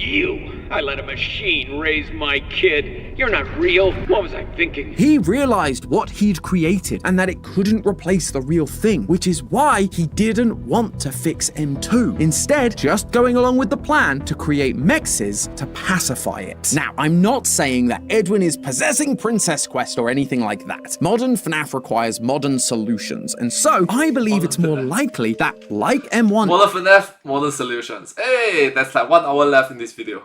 Isn't really Fiona, but the M1 program mimicking Fiona, that this is another program designed to imitate Edwin, like a digital signature of sorts. In the real world, programmers will sometimes physically put part of themselves into their code. They will leave a line of code or even just a few letters or symbols so that when someone else takes a look, they will know whose code it is. We actually see Gregory do this in GGY. When the animatronics begin behaving strangely, the characters take a look at the code and find the letters GGY all over the place. It's not really doing anything, it's just a digital signature to let you know that this was Gregory's doing. At this point, M1 has been integrated into basically every part of Fazbear Entertainment's technology. M1 is running the show, corrupting everything, but M1 was Edwin's code. He created it, and so I'm suggesting that deep in that programming lies a little piece of himself, almost like a failsafe that's there trying to fight back. Old Man Consequences. In FNAF World, he was very deep in that code, but as time's gone on, he's slowly come more and more to the surface, able to help more and more. He helped Vanny fight back against the Glitch Trap virus. We even saw Moon, the character we've talked about representing Edwin, giving over Glitch Trap to Vanny so that she could crush it and be free of its influence at the end of Princess Quest 4. And I think in whatever sequel Steelwell has planned, we're going to have to help Old Man Consequences one last time to free M1 of Glitch Trap's influence and bring Edwin and M1 together to stop M2. They may be doing it for different reasons. Edwin may still want to destroy it. M1 may still want to fix it. But if we can get them to put aside their differences, those counter melodies are going to start to work together to create a complete piece that will end the internal battle of the Mimic once and for all. Although the Mimic in Ruin does seem to have a convenient hole where we had to insert the data diver during the secret ending, so we might have to figure out a different way to get these two fighting programs into it in the first place. But the biggest question that I have yet to solve, and the main question I had going into this game, wasn't about the Mimic, or Edwin Murray, or Security Breach. I wanted to know the truth about the origins of Fazbear Entertainment. William and Henry. These two characters we've known about since the beginning, and yet know very little about. Where did they start? How did they create this empire? Who were they, really? But friends, nothing, and I mean nothing, could have prepared me or the rest of the internet for what we were about to witness. Spring lock assembly may be required. No! Let's go! Are you kidding me? Oh my god! Yes! Oh my god! Oh my... To be fair, He didn't invent the spring lock. I like it that this video is so just intertwined with this few episodes so nicely, so smoothly. I like it. that reaction was several hours into stream where all we'd witnessed so far was invention after invention that we thought had been a Fazbear invention for years now, only to discover that Edwin made it. Like the Data Diver, a device used to access certain points around Murray's costume manor that looks an awful lot like the Faz wrench we use in Ruin. Or what about the massive list of characters? Happy Frog, Mr. Hippo, Orville, Monty, Roxy, Moon, Foxy, Chica, Music Man, Helpy, even the wet floorbots from Security Breach share similarities to the Cleanovac. They're all here in Murray's Costume Manor with designs, schematics, and costumes strewn around the facility. Edwin and his wife Fiona designed them all. It felt like everything we'd known over the last decade had been a complete lie. It was never William and Henry, it had all been Edwin. Or had it. See, while at first it definitely reads that way, there are clues hiding in voice memos, text logs, and just in the physical designs themselves that show us the truth is a little more nuanced. So let's jump into our unfinished helpful carts, friends, because we've got to get to the bottom of this and figure out whether William and Henry invented anything or whether they are just complete frauds. First off, there is one important thing we have to clarify. Did William and Henry actually steal Edwin's inventions? And the short answer is no. I've mentioned in a past few theories little tidbits of information about this, but while it was clear Fazbear had some shady business practices and were actively stealing employees trying to obtain company secrets, which is not totally legal, they never actually stole Edwin's intellectual property. Edwin was a contractor, and so they would have contracted him to make stuff for them, like the demo of Freddy Fazbear's Pizza that we see in the R&D department. And that whole process would have included contracts that decided ownership, which we sadly never get to see. I can tell you though, as a former contractor myself, typically those contracts favor the client, the person who came to you to be a contractor. When I would shoot or edit a video for someone, that would then go back to them and they would own the final product. I didn't own anything. But what about Chica, who was made for Chica's Party World, not Fazbear? Or Roxy and Foxy, who were built for Edwin's TV show idea? Those were definitely Edwin's, and Fazbear surely had no rights to them. Well, until they did. One of the text logs you can obtain is from Willie A himself, and while the message is cut off a bit at the start, the intention is very clear. Quote, software development and the entire MCM catalog. We would love to keep you on as a lead engineer. Although we now technically own the land, we would never touch the house your parents built. Afton was offering Edwin a position at Fazbear because he had just bought MCM, its remaining employees, the ground it's built on, and most importantly, its catalog of characters and inventions. Fazbear now owned everything. They never stole it from Edwin, they just stole all his employees, drove the business into the ground, and then bought the rights so that they could claim it as their own. But let's be honest here, that's kind of a small nitpick in this whole thing. The real issue here is that we believed Henry and William were these great inventors, and yet it seems like they just kind of bought everything and didn't make any of it themselves. How could Henry claim trapped in prisons of my making if they weren't his making at all? So let's take a look and try to clear things up. Henry may not be the originator of most of the characters we've attributed to him over the years. R.I.P. Chica was Henry's first theory, but that doesn't mean he didn't invent any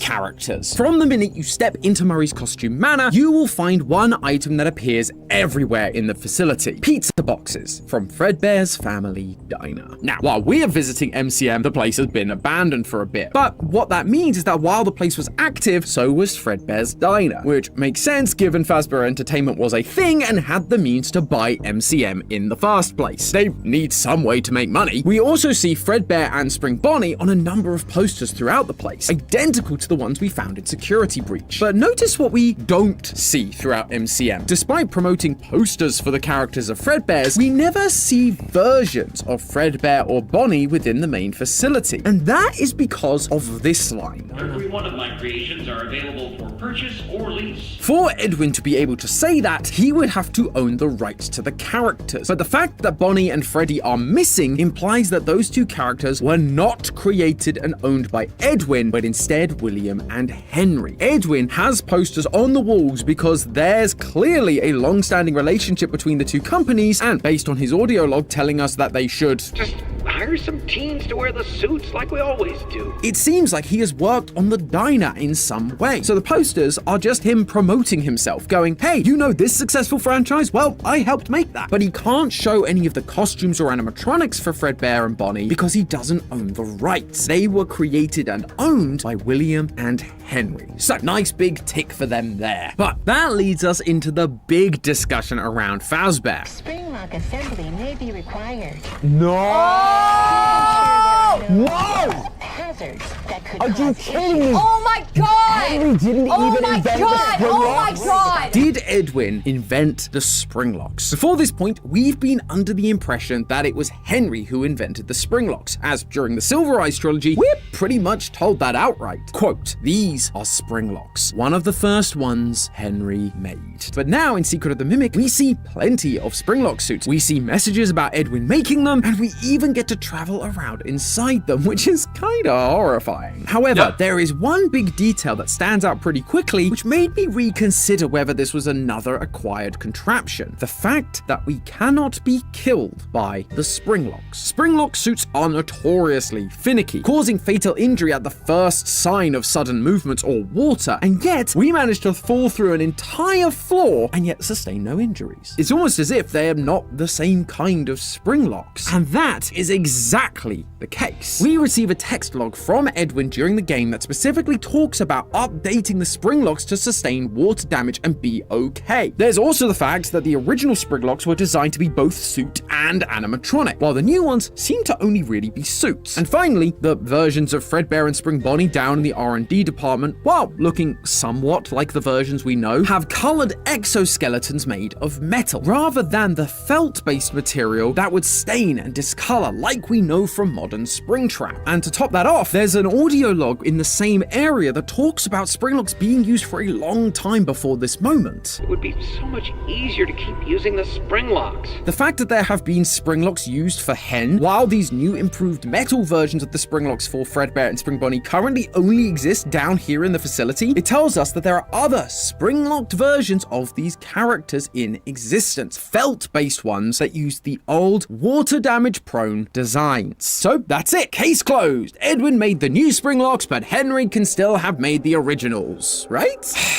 Well, I really wanted that to be true. Believe me, I did. But when Ash and I went back to find all the secrets on GT Live, we discovered this message on one of the Mrs. Helpfuls to Edwin from Fiona. I'm worried about the new suit design. One of my costumers, Vic, nearly lost his hand today. All he did was spill a can of pop and the thing snapped shut like a bear trap. Fiona is worried about Edwin's Springlock designs, and the one her team member was wearing does end up having an issue with water damage. It's almost like that text log we read earlier was a response to Fiona's request to check out the problems, because Edwin was involved in the creation of the original designs. This isn't the only time Fiona is worried about Edwin rushing out designs that later cause problems either. You have a lot of new ideas and new projects coming in. The staff can't keep up with all your changes, but I think you need to step back a little and focus on one project at a time. This is a pattern of behavior for Edwin. He sprints through dozens of projects,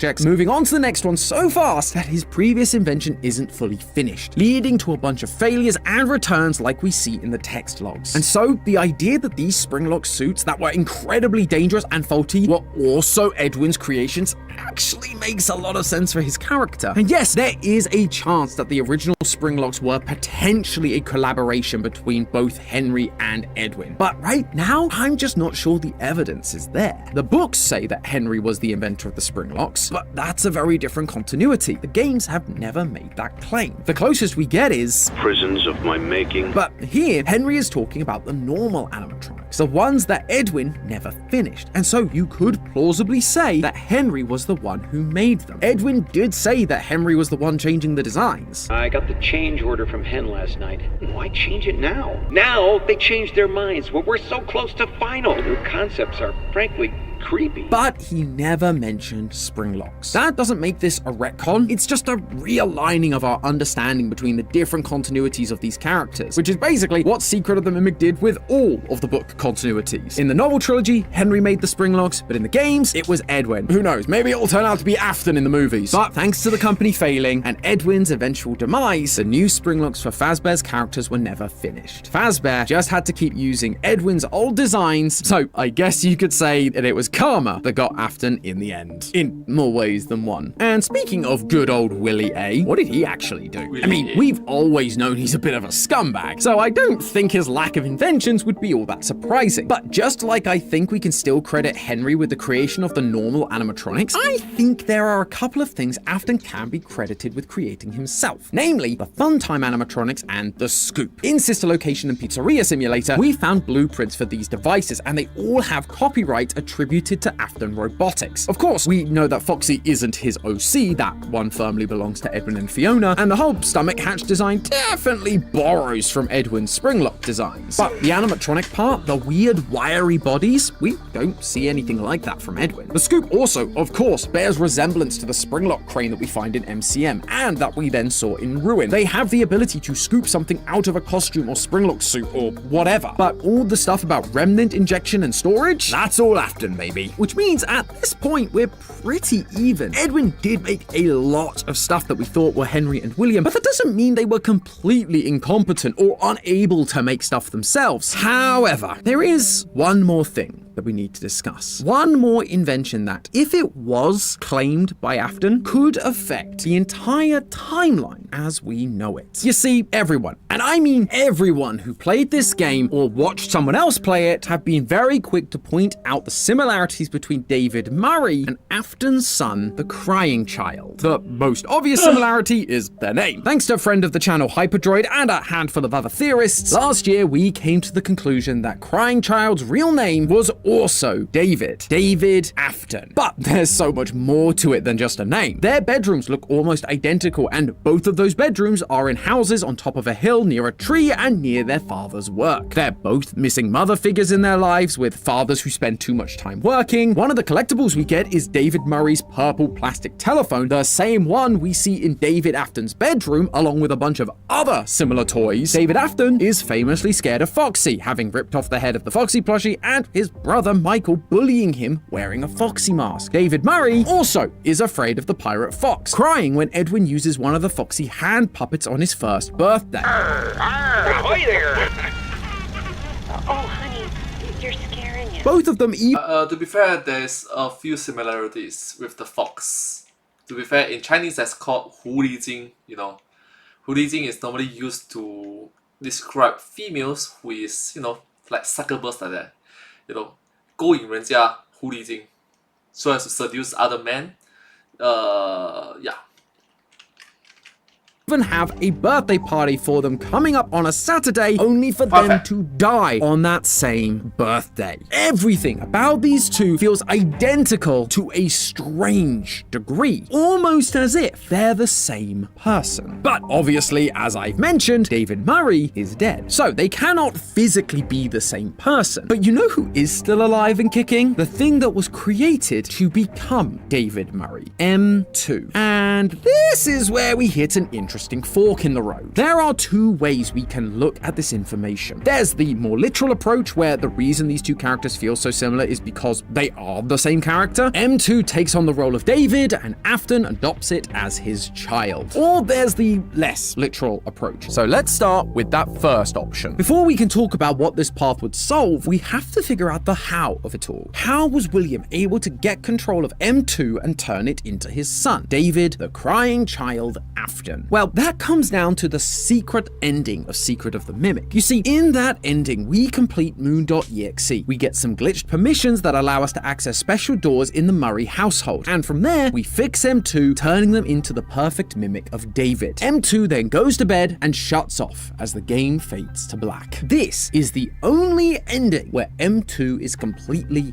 fixed, which allows him to live on as a child, as David, and therefore, in the future, could become the Crying Child that we know from the original games. One of the text logs we get from William directly confirms that he owns the land Murray's costume manor is standing on, including the house Edwin's parents built on the top of the hill, the one where M2 now sleeps. With Fazbear's ownership of the land and the IP and the inventions inside, that M2 would now belong to William. And so, with the disappearance of Edwin, William would likely show up, at least eventually, to claim what was his. And when he did... Wait a minute. Sorry. I need to change earpiece. I can hear the running out of battery. Sorry. Using the other ear. He would come across this incredible little machine, mimicking Edwin's son, David. Now, Fazbear already knew about this special animatronic that could fit into any costume and learn any routine. Someone told him about M2. But seeing it actually imitating a child, essentially bringing a kid back... Wait a minute.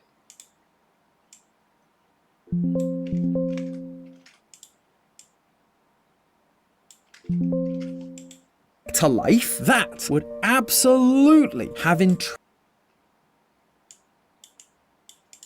to William. And so, with the disappearance of Edwin, William would likely show up, at least eventually, to claim what was his. And when he did, he would come across this incredible little machine, mimicking Edwin's son, David. Now, Fazbear already knew about this special animatronic that could fit into any costume and learn any routine. Someone told him about M2. But seeing it actually imitating a child, essentially bringing a kid back to life, that would absolutely have intrigued Afton. In the Silver Eyes trilogy, it's clear how much he idolizes characters like Henry, those with animatronic and creative genius who were able to imitate the spark of life itself. He wants to reach their level of genius, to understand, to go even further beyond what they did. Sure, he could have just taken M2, turned it into scrap, or shoved it into another costume, but if he could figure out how it ticked, then he could create more and help his empire grow. It's for this reason that we see camera feeds down in the sister location bunker, displaying the FNAF 4 bedroom, the same bedroom where M2 was sleeping. He is monitoring M2, watching its every move. He threw different stimuli at it, high-pitched frequencies that messed with its vision, creating animatronics that looked like the stuff of nightmares, all to see how lifelike this thing truly was to a child. Afton was trying to understand how it worked. That's also why we see the Funtime animatronics using technology that allows them to mimic sounds and actions. It was Afton trying to replicate that same technology, but it wasn't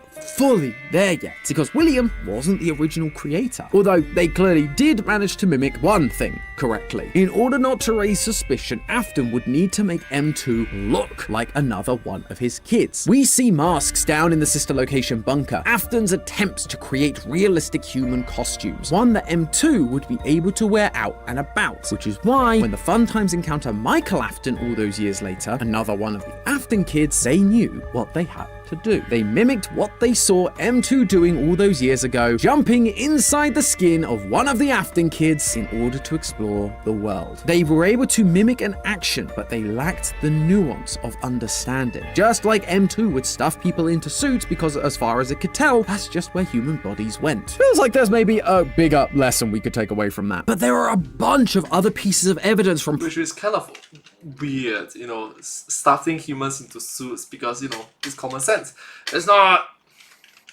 previous games that suddenly begin to line up when we continue down this train of thought. For example, why does Mike bully his brother? Of course, older brothers can just be mean sometimes. I should know, I am one. But if Afton is actually a robot kid wearing a skin suit and they are getting all of this attention from their father, well, that would make any kid jealous and want to lash out. They aren't his real son. Why is he getting all the attention instead of me? It's not fair. Michael then goes on to have an obsession with the show The Immortal and the Restless, which the most famous and frustrating line is, "The baby isn't mine." We've tried to make sense of this thing for years, but now we might finally have an answer. It's not that one of the kids was adopted, or that Afton had a kid with another woman. It's literally not a baby. It's a robot mimicking another man's child, David Murray. In the security logbook, Michael even comments that he relates most to Clara, as she is the one who seems to see the world she lives in as crazy, just like Michael doesn't understand how people can't tell that this is a weird robot kid that his dad is claiming to be his sibling. But the biggest thing that this solves is actually less to do with M2 itself and more how the mimic existing in these early parts of the timeline might solve the most infamous line in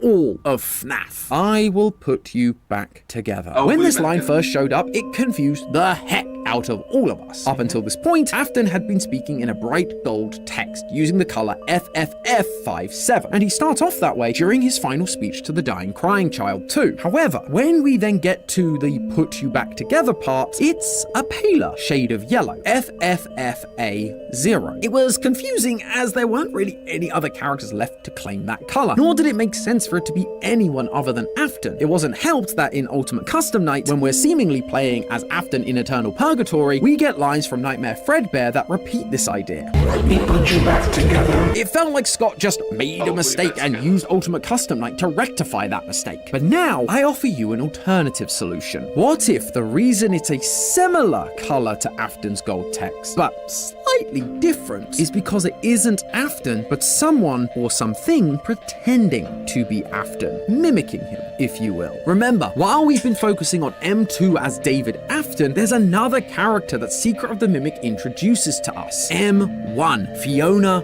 Murray. All she wanted to do was to put her son David back together. I beg you, put it on the side and fix M2. And in the secret ending, that's what she got. But then Afton swooped on in and took her son for himself. She was stuck inside the cradle, the Mex's machine. She would have been powerless to stop him. But, as we've talked about before, she was taken away and likely installed into Fazbear's system. So, when Michael took things too far and got M2's head crushed inside of Fredbear, her motherly instincts kicked in. She managed to take over the walkie-talkie and speak directly to M2, promising to put her child back together again. Meanwhile, Afton would have seen M2 as broken and of no use. If anything, he'd actually kind of been an inconvenience to him based on Fredbear's dialogue. Plus, he couldn't even fix him if he wanted to. He was just trying to figure out how it worked. He hadn't actually solved it. And regardless, he now had his new fun times who were using some kind of mimicking software. Those were more than what he needed. So he threw M2 away into the bowels of the rundown facility he owned, MCM, and cemented the whole thing up to start over. But I suspect M2 wasn't completely broken. Edwin beat this thing to a mechanical pulp, and yet it managed to carry on. So once again, just like in the 1970s, this violence towards M2, it getting crushed by Fredbear, taught it how to be violent again. It began to rebuild itself with spare parts, again, now waiting for someone to free it so it could take its revenge. All the while, M1 was working on putting her son back together. She was uploaded to Fazbear's system, took control of the Pizzaplex and a young woman called Vanessa. And with Vanessa's help, she was able to start rebuilding her son, a new mimic robot that looked just like David did before he died. That's right, people, the Gregbot theory is alive and well. We theorized in our very first security breach theory that Gregory is actually a human,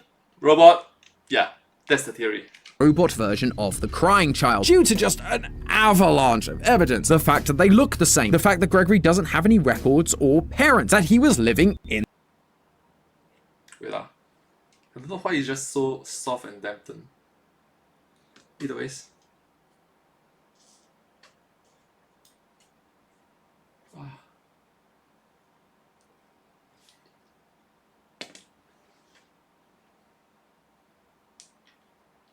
The Pizzaplex that Gregory is referred to as broken rather than injured. That when Glamrock Freddy gets Roxy's eyes, he says, "You look different to me." That he has CRT style vision when Vanny gets too close with what sounds like a sound illusion disc. There's his robotic actions that he takes in the books. Quote, he cocked his head and studied Tony for several seconds. And to top it all off, we have the post-it room, which is covered in notes, starting in binary, but then beginning to turn into phrases we know David Afton would have been saying, like party time or birthday time, like a robot coming into consciousness and learning the identity it's supposed to be taking on. The party was for him. After all the signs point to him being a robot version of the crying child. It just made so much sense. And now I present you with this image. You can find it during the parachute ending of Secret of the Mimic, and it's of David sitting on top of a hill with M1. Now tell me, does that look familiar to you? Because it should. It's almost identical to the image we get from the burn trap ending in Secret of the Mimic, with Gregory sitting on top of a hill with his Freddy's protector, Glam Rock Freddy. We are once again being shown the same looking scenario because they are meant to be showing us the same characters. Gregory is M1's attempt to recreate her broken child, David, M2. That might even explain why we get Gregory dropping the elevator on Cassie at the end of Ruin. It could be M1 or M2 controlling the system to get Cassie to come back, or it's because Gregory is still following his programming, acting under the orders of his mother, M1, to bring the family back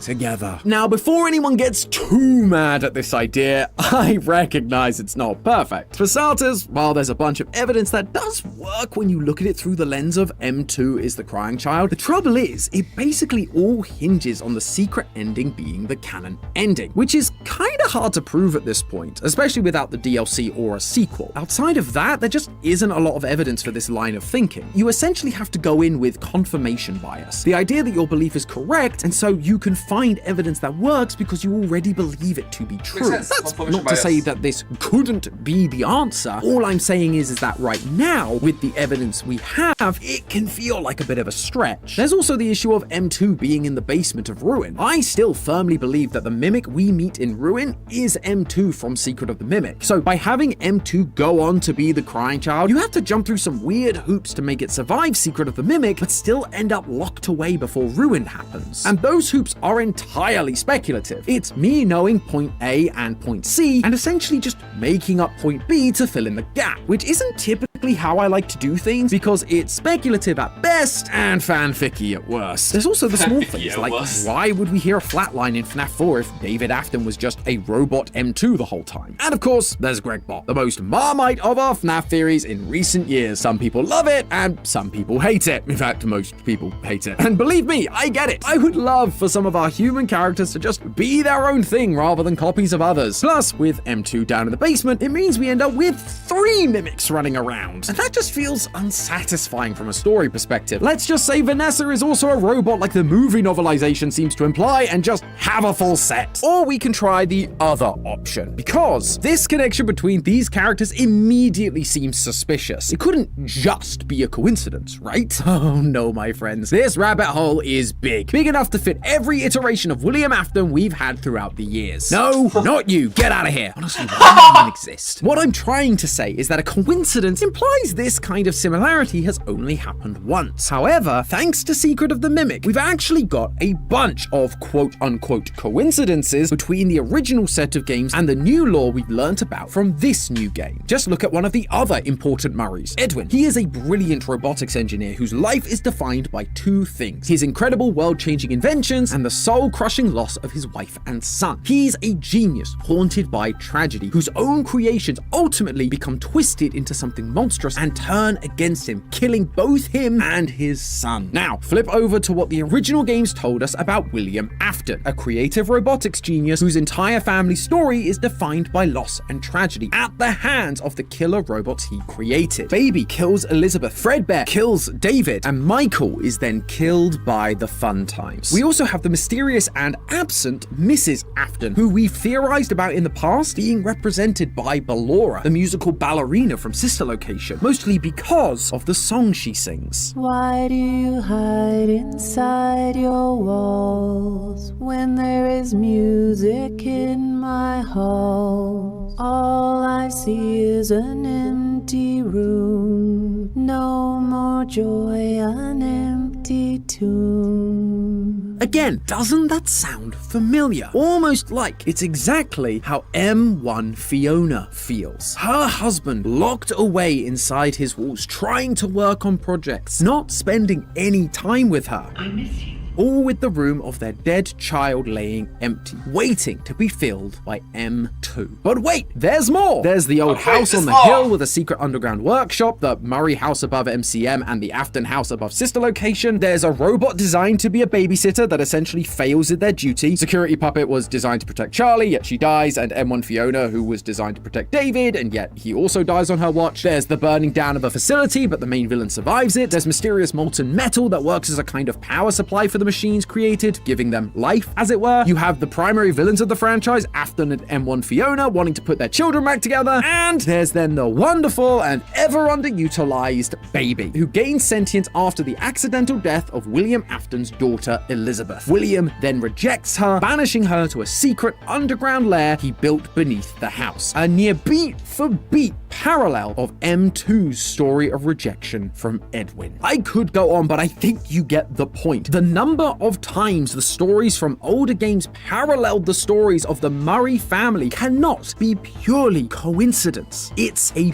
pattern. They say history is doomed to repeat itself, but when it's this much, and when it involves as shady a company as Fazbear, you know there's something more going on. And that something is bigger than I could have ever imagined. Ladies, I mean, the way that Tom makes it sounds, yeah, it parallels way too much, to the point in which coincidence can't explain it. Ladies and gentlemen, the reason these things all line up so perfectly is for one simple reason. The stories from the first 7 games, the ones that told us everything we knew about Henry, Charlie, William, Elizabeth, Michael, and David, are entirely made up. Now, to some degree, we knew this already. In my theory crafting livestream, I kept bringing up the idea that in Help Wanted, we are told point blank that the games were just that, games. For total fabrications from the mind of a complete lunatic. The books corroborate this with stories like The Monty Within, where kids refer to Pizzeria Simulator as an in-universe game, where the mediocre melodies come from. But we also learned from Tape Girl that the whole indie dev story wasn't entirely truthful. It's an elaborate cover-up to make light of what happened. And so we basically used that line as a way to explain away some of the inconsistencies, but really the stories were just as we originally thought. However, since then, we've had a few more pieces of evidence that would seem to suggest they're not fictionalized versions of real events, they're just fiction. One of the earliest stories from Tales from the Pizzaplex is Help Wanted, and in it we learn about Steve Snodgrass, a developer that was hired by Fazbear to make the first 3 to 4 games to make light of the rumors of murder and death surrounding the business. But as he works on it, his mind begins to fall apart thanks to sound illusion discs. Not only did Fazbear never tell him what the story really was, he was working purely on rumors, he was also being driven insane. So how trustworthy is that? And in the Walmart exclusive Tales story Monster, yeah, we're going that deep here, we learn about a kid who writes stories about a pizzeria owner in the local paper, claiming that he is a serial killer and abuser, turning the whole town against him. In fact, the stories he whips up sound an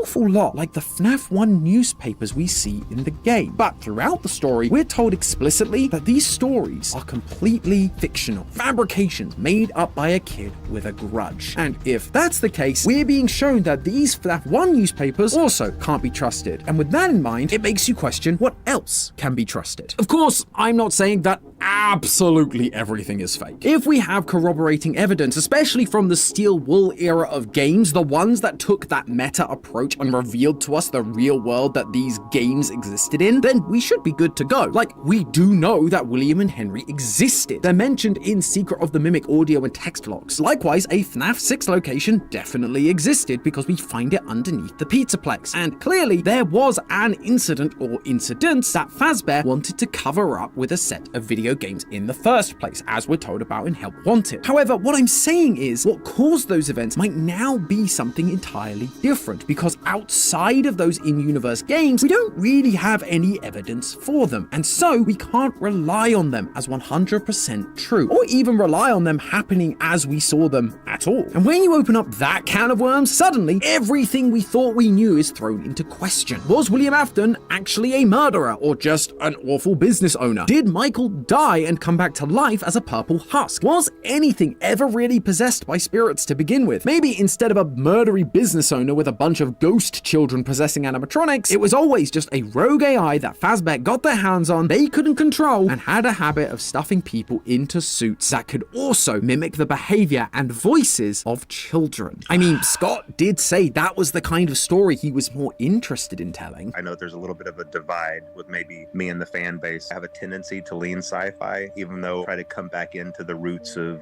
the supernatural. So anything that involves possession of AI or possession of machines or circuitry, I love that sort of thing. That would be an absolute PR nightmare. In fact, it would have been more than a nightmare. It would have been the PR apocalypse. Admitting to the world, oh yeah, our proprietary self-learning AI has absorbed the trauma of its creator, developed a violent streak, and has now started stuffing customers into animatronic suits. We don't know how to stop it, and we are liable for all of it. That would be the end of the company. But if you had a scapegoat, like a jerk boss who happened to die on the premises in one of their faulty spring-lock suits, oh yeah, it was totally him. Our founder was secretly a monster. We all knew he was a jerk, but we didn't think he'd go this far. He did everything, but it's over now. The monster's gone. Case closed. And things like FNAF. So it's such guilt-tripping, finger-pointing, put him on the chopping block. 6. Was it a gathering of ghosts, or was it a corporate cleanup? A recall, where Fazbear did what it could to contain their rogue AI, sending something like a recall signal, or a specific frequency or data packet that would force any machine running the Mimic program to be drawn to one location. And that famous speech, it isn't a heartfelt eulogy, it's Fazbear cementing Afton's role as the fictional villain, putting a final neat bow on their scapegoat, with the real fire probably just being a calculated attempt to destroy all the evidence of their rogue AI. And for a while, they probably thought they succeeded. And so they built the Pizzaplex on top of the old establishment, only to reintroduce the Mimic via some old circuit boards. William Afton, his family, their story was created to turn Fazbear's failure in stopping the mechanical mess they adopted into a spoopy ghost story. And not only did they rewrite Afton's history, but to be sure that people wouldn't trace it back to their acquisition of Murray's Costume Manor and Edwin's Mimic, they took parts of Edwin's story and planted it onto their founders. Fiona was a puppeteer, and so M1 was translated into a puppet created by Henry to protect his child. One of the most traumatic events of Edwin's life, the death of his son, became the death of Afton's son, the Bite of 83. The echoes of M1's Fiona's grief over her lack of connection with Edwin after the death of their son turned into a verse from a video. Wow, what sort of revisionist is this? History revisionist. Wow. Video game, A Ghost's Lament. One of M1's final messages to Edwin, It is me. I'm Fiona. became the words screamed by another overarching and vengeful spirit. Even the words that Edwin actually spoke to M1 Fiona about M2, that it could never replace his real son, are now just the infamously confusing line we hear in a fictional show. The baby isn't mine. Fazbear may not have stolen Edwin's inventions, but they did steal his story, twisting it and removing all memory of Edwin and his contributions from the equation. His merits and faults split apart and grafted onto a scapegoat to keep it all in-house, while also absolving themselves of all wrongdoing. But while I think there is a lot of evidence to support this whole idea, from the parallels in the games, lines in the books, even Scott himself, there's just one issue that I cannot shake. It kinda sucks as an answer. It's basically turning around and telling us, yeah, the last 10 years of theorizing, it doesn't matter, start over. And that is just super disheartening for us fans who have spent all those years trying desperately to take small pieces of the puzzle and put them together in such a way that we create a cohesive story. We've spent... To be fair, he's right. If this sort of things really does happen, it like, hey, all this is just a fake narrative, a fake propaganda to mislead others. Gosh, it's like slapping the face of communities or the fans for 10 years. It sucks. 10 years building up our ideas of Afton, of Henry, of the crying child, only for this idea to essentially flush them down the drain. It's one of the reasons why some of the early reactions to Secret of the Mimic's lore were so angry and frustrated, because Secret of the Mimic's whole thing was revealing to all of us that we didn't really know the truth about what was going on, even though we thought we did. It was revealing information we basically had no way of knowing until very recently, which is tough compared to the, quote, good old days, where even though solving FNAF was hard, it felt like the pieces were all there for us to use, rather than key information being withheld for the sake of a twist. And this theory would kind of just perpetuate that idea. It would also make theorizing incredibly challenging going forward, at least more than it already is. We can speculate about how some elements might fit together, as I've done a little bit today, but it's just that, speculation, because we don't have any sense of how much those old games can even be used as evidence. I'm sure a bunch of you you out there hate this idea. Heck, I don't really like it either. We here at Theorist have been big proponents of Scott rebooting the franchise and its story for quite some time. This, however, wasn't what we meant. But there is some hope, because this, like every video, is a theory. And if Secret of the Mimic taught us anything, it's that we don't have all the pieces of the puzzle at this point. All we can do is interpret what we have as best we can, and that can be done in a couple of different ways, like we've done with today's theory. If this ending isn't up your Bonnie bowling alley, you can always go and check out the other ending for today's theory that is a little more on the keep everything canon side. At the end of the day, the important thing is that we are open-handed, be willing to explore all the avenues and work together, because that is how we solve this weird and wonderful franchise. And since then, I've actually received a lot of comments asking me one very specific thing. Oh, this is like the last video. There's like 22 minutes left. Why wasn't I mentioning other people's theories, especially when two of them were trying to answer the same question? Fate Fiona by Gibby's Horror Homestead and God David by T-Dreads. And the honest answer is, I hadn't watched them. I know that might be hard to believe. Us FNAF theorists usually want to take in as much FNAF content as possible, but as the amount of theorists has grown over the years, so has the rise in comments accusing theorists of stealing ideas from other people. So to make sure I wasn't in any way influenced by their theories, even subconsciously, I purposely avoided watching any other FNAF theories while I was working on my own. It's a shame, really, because at the end of the day, solving FNAF has always been about collaboration. It's why Matt did his live talk back after FNAF 4, and it's why we still do them today. We need to work together if we have any hope of getting through it. So now that I've been out of my Secret of the Mimic hole for a few months, I figured it was high time I checked them both out to see whether they were able to fill in any of the gaps that I couldn't, or whether there's some combination of our ideas that could maybe make this story finally make sense. I hope you're ready, theorists, because it's time for another round of my trash takes. Leave your theories in the comments or subreddit. I'll pick my favorite in the next episode of Trash. Let's start with Gibby. In the next episode of Trash.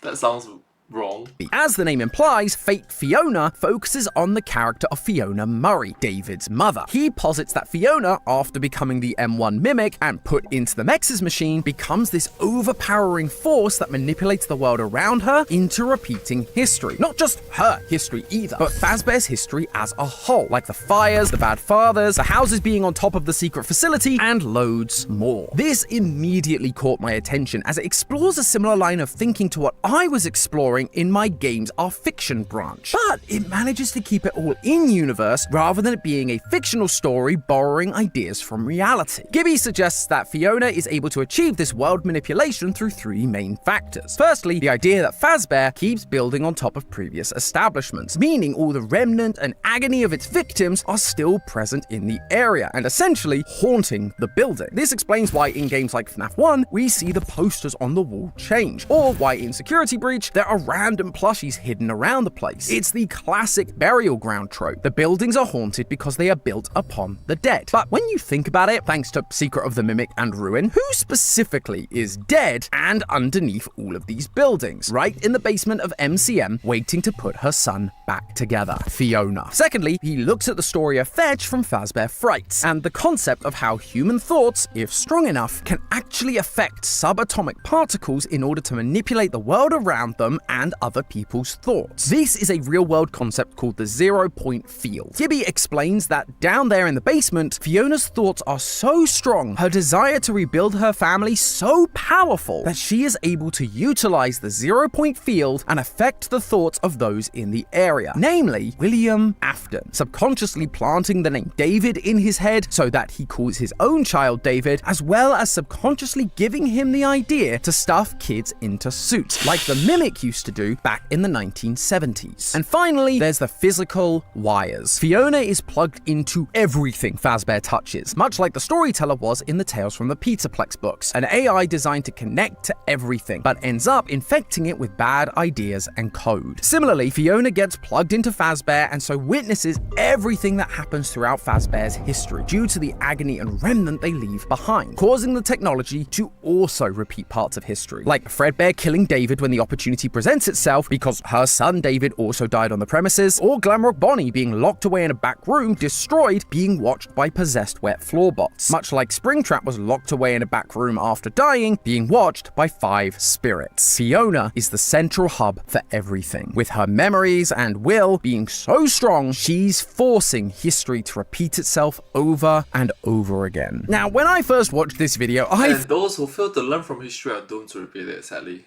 Thought it was super out there. But the more I thought about it, the more I realized it tied into a number of theories we'd already had on this channel. We did a theory ages ago about why we thought there was so much puppet imagery across the Pizzaplex, specifically in the wires connecting everything. At the time, we felt the best option was leaning into the only character we knew that had an association with the puppet, Charlie. We even equated it to the idea that she was haunting the building like an old school ancient burial ground, rather than being tied to a specific animatronic like we'd usually seen. We had the same idea, it's just we didn't know Fiona was a character in order to tie her to all the puppet imagery instead of Charlie. Admittedly, it may still seem a little strange. Why would Fiona be associated with the puppets? Well, I think we can come up with a good explanation for it. In another one of our mimic theories, I suggested that M1 Fiona's memories are becoming muddied thanks to the amount of data she's received from the original games while being used to make Help Wanted. But while I focused solely on what she'd have learnt from Afton in order to make her glitch trap, there are other characters in those games she'd have learnt about and possibly even adopted as part of this new messy persona. Characters like Charlie. I specifically called out that she seems to be adopting traits from characters that she identifies with. Afton is a man that wants to put his family back together no matter the cost, for example. But Fiona and the puppet share a couple of close connections too. They're both protectors of children, they both fail at their duty and the child dies on their watch. Fiona is also a puppeteer, so again, she has an association with puppets. And these similarities all add to M1 Fiona being a confused mess. She can't tell what is her and what is someone else. Is it Glitch Trap? Is it Charlie? Is it David? But that could be why we see all these things connecting the Pizzaplex giving off puppet vibes, even though it's supposed to be Fiona and not Charlie. On the flip side, if you subscribe to Gibby's theory wholesale, it wouldn't just be data, but all the agony and remnant and memories of all the victims who died on this one piece of Fazbear land entering Fiona's system, meaning Charlie's memories are now part of Fiona too. But that also brings up the part of the theory that is possibly one of the biggest debates coming out of Secret of the Mimic. Is there possession, or is it just AI? For this theory to work, it requires you to be of the belief that the M1 Mimic program didn't just become Fiona through being an AI, but through possession, using the classic old school FNAF tools of things like Remnant and Agony. Two of the reasons I've seen for M1 being possessed are that she learned to be Fiona after Fiona had died, and that Edwin uses the frequency 4625 on one of the audio logs and hears the voice of Fiona after her death. This frequency is actually associated with a ghost radio frequency in the real world, known as the buzzer. As the name implies, it simply broadcasts a static buzz across the airwaves, but occasionally you can hear words, sometimes even voices in the background. But the key thing is, no one claims to be running it, leading some to believe it's ghosts speaking from beyond the grave. However, upon looking into it more, it seems that this radio frequency is something more to do with Russian intelligence, with two other radio stations, the Pip and the Squeaky Wheel, also transmitting a similar signature sound, occasionally interrupted by coded Russian voice messages. It's real messages being sent by real people, not ghosts, which means that if Steelwool is invoking the iconography of frequency 4625, they're telling us, while it may appear to be something paranormal, it's actually a real person, or at least thing, that's sending the message. John FNAF has a great theory about how it's actually the Mycelium men who have recorded Fiona trying to help Edwin, because the AI Edwin made in all of his inventions was designed to know what you want better than you do, which also explains how M1 learns to be Fiona. It's not from Fiona herself, but from the recordings of her through the Mycelium men, which is why she acts like her, but she feels more stilted and robotic. I baked it myself for David's special day. And no, it's not just because she's a robot, but because she never learnt from the real thing. Plus, as I've mentioned before, Scott does seem to be moving away from the old paranormal stories he used to tell. I have a tendency to lean sci-fi, so anything that involves possession of AI or possession of machines or circuitry, I love that sort of thing. Since Help Wanted, we've been getting stories about AI taking over people, not Remnant or Agony. In the Tales from the Pizzaplex series, while we still get ghost stories, we don't really get much in the way of Remnant or Agony specifically. There's Frailty, where a girl has a Remnant necklace similar to the one from To Be Beautiful in Fazbear Fright, but it's rarely the focal point of this series. Again, emphasizing the move away from those old FNAF story beats and more into AI and machine sentience. And without the real spirit of Fiona, it means there's no Remnant or Agony, and it becomes harder to explain things like the 0 point field. That's not to say it's impossible by any stretch. There are signs of some paranormal things going on at MCM. I mean, the White Tiger costume feels very much like old school Golden Freddy. That, or it's just Arnold hallucinating. I just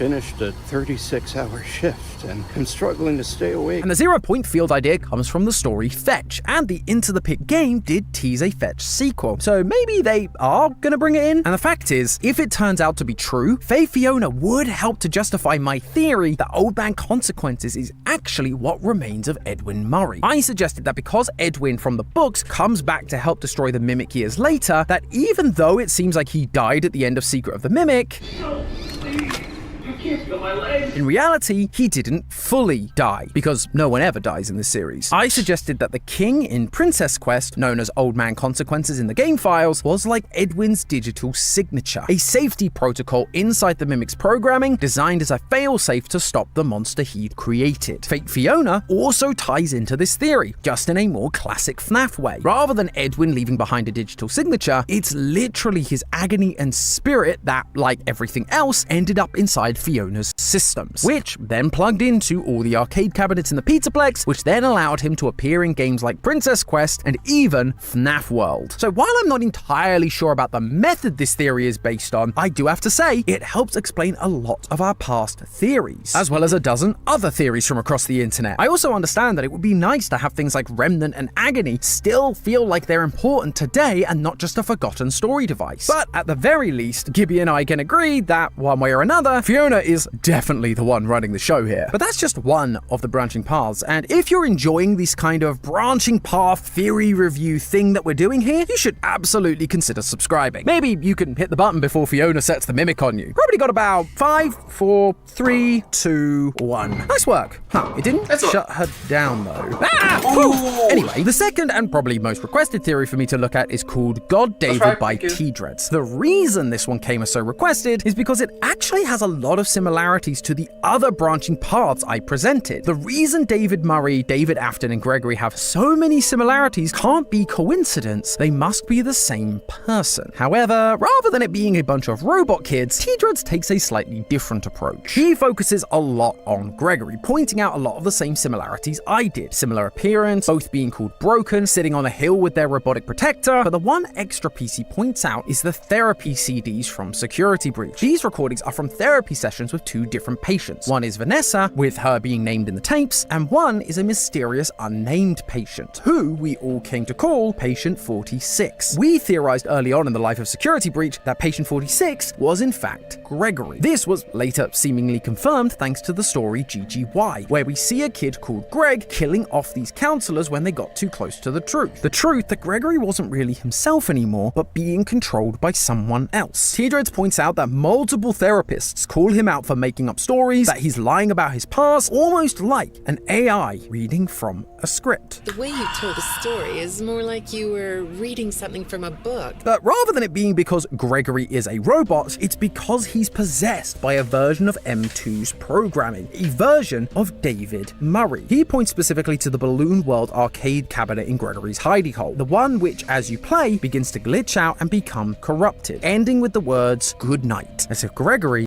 is going to sleep and allowing M2 to take control. That's why when the therapists say lines like, "You had great parents," parents? It's because Gregory is telling the story of David's parents, not his own. Edwin definitely wasn't in the running for Father of the Year, and both Edwin and Fiona met tragic ends. But that wasn't true for Gregory's parents. I gotta... So it's like...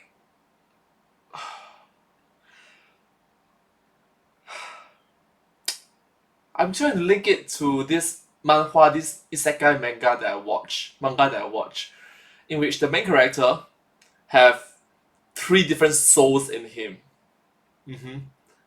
Plus, you know, different parents, different past lives, or different, yeah. It's not necessarily past life because it's more like possessions. So, similar to reincarnation, I suppose.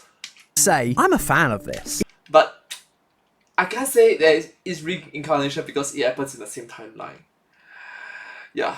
Even in my video where I brought up Gregory being a robot kid, I said I wasn't in love with the idea of having more robot kids around. It meant that we had M1, M2, now what, M3? It's just a lot of robot kids and not enough real people. And this use of the therapy CDs actually helps move away from that. A robot kid made inside the Pizzaplex by M1 Fiona and Vanessa wouldn't have physical records or files for the therapists to refer to. They wouldn't be able to say lines like, "You had great parents," because he'd be an anomaly with no past. He literally just showed up one day. But if instead he's a real kid with his mind taken over, then he would have real records that might even explain why he ended up in therapy, because his teachers noticed he suddenly started acting differently. From there, he starts acting like and dressing like a slightly older version of David Murray, just like M1 wanted, only for him to be set free sometime before security breach. The only thing I would question about this idea is the specifics of exactly what is possessing Gregory. T-Dreads presents it as a version of the Mimic program that contains David's memories, which would seem to imply M2. He uses Balloon World's glitched sun as evidence for this. The character looks a lot like Eclipse, which is a character that represents the collaboration between Fiona, Sun, and Edwin's Moon. And so that shows us that David, or M2, is taking over Gregory's mind. But just like in my previous theories, there are a few ways you could interpret this, and mine would be slightly different in this case. So far, there's been one AI that clearly has the ability to take over people's minds. Glitchtrap. We saw it with Jeremy, who sadly sliced his face off, and with Vanessa,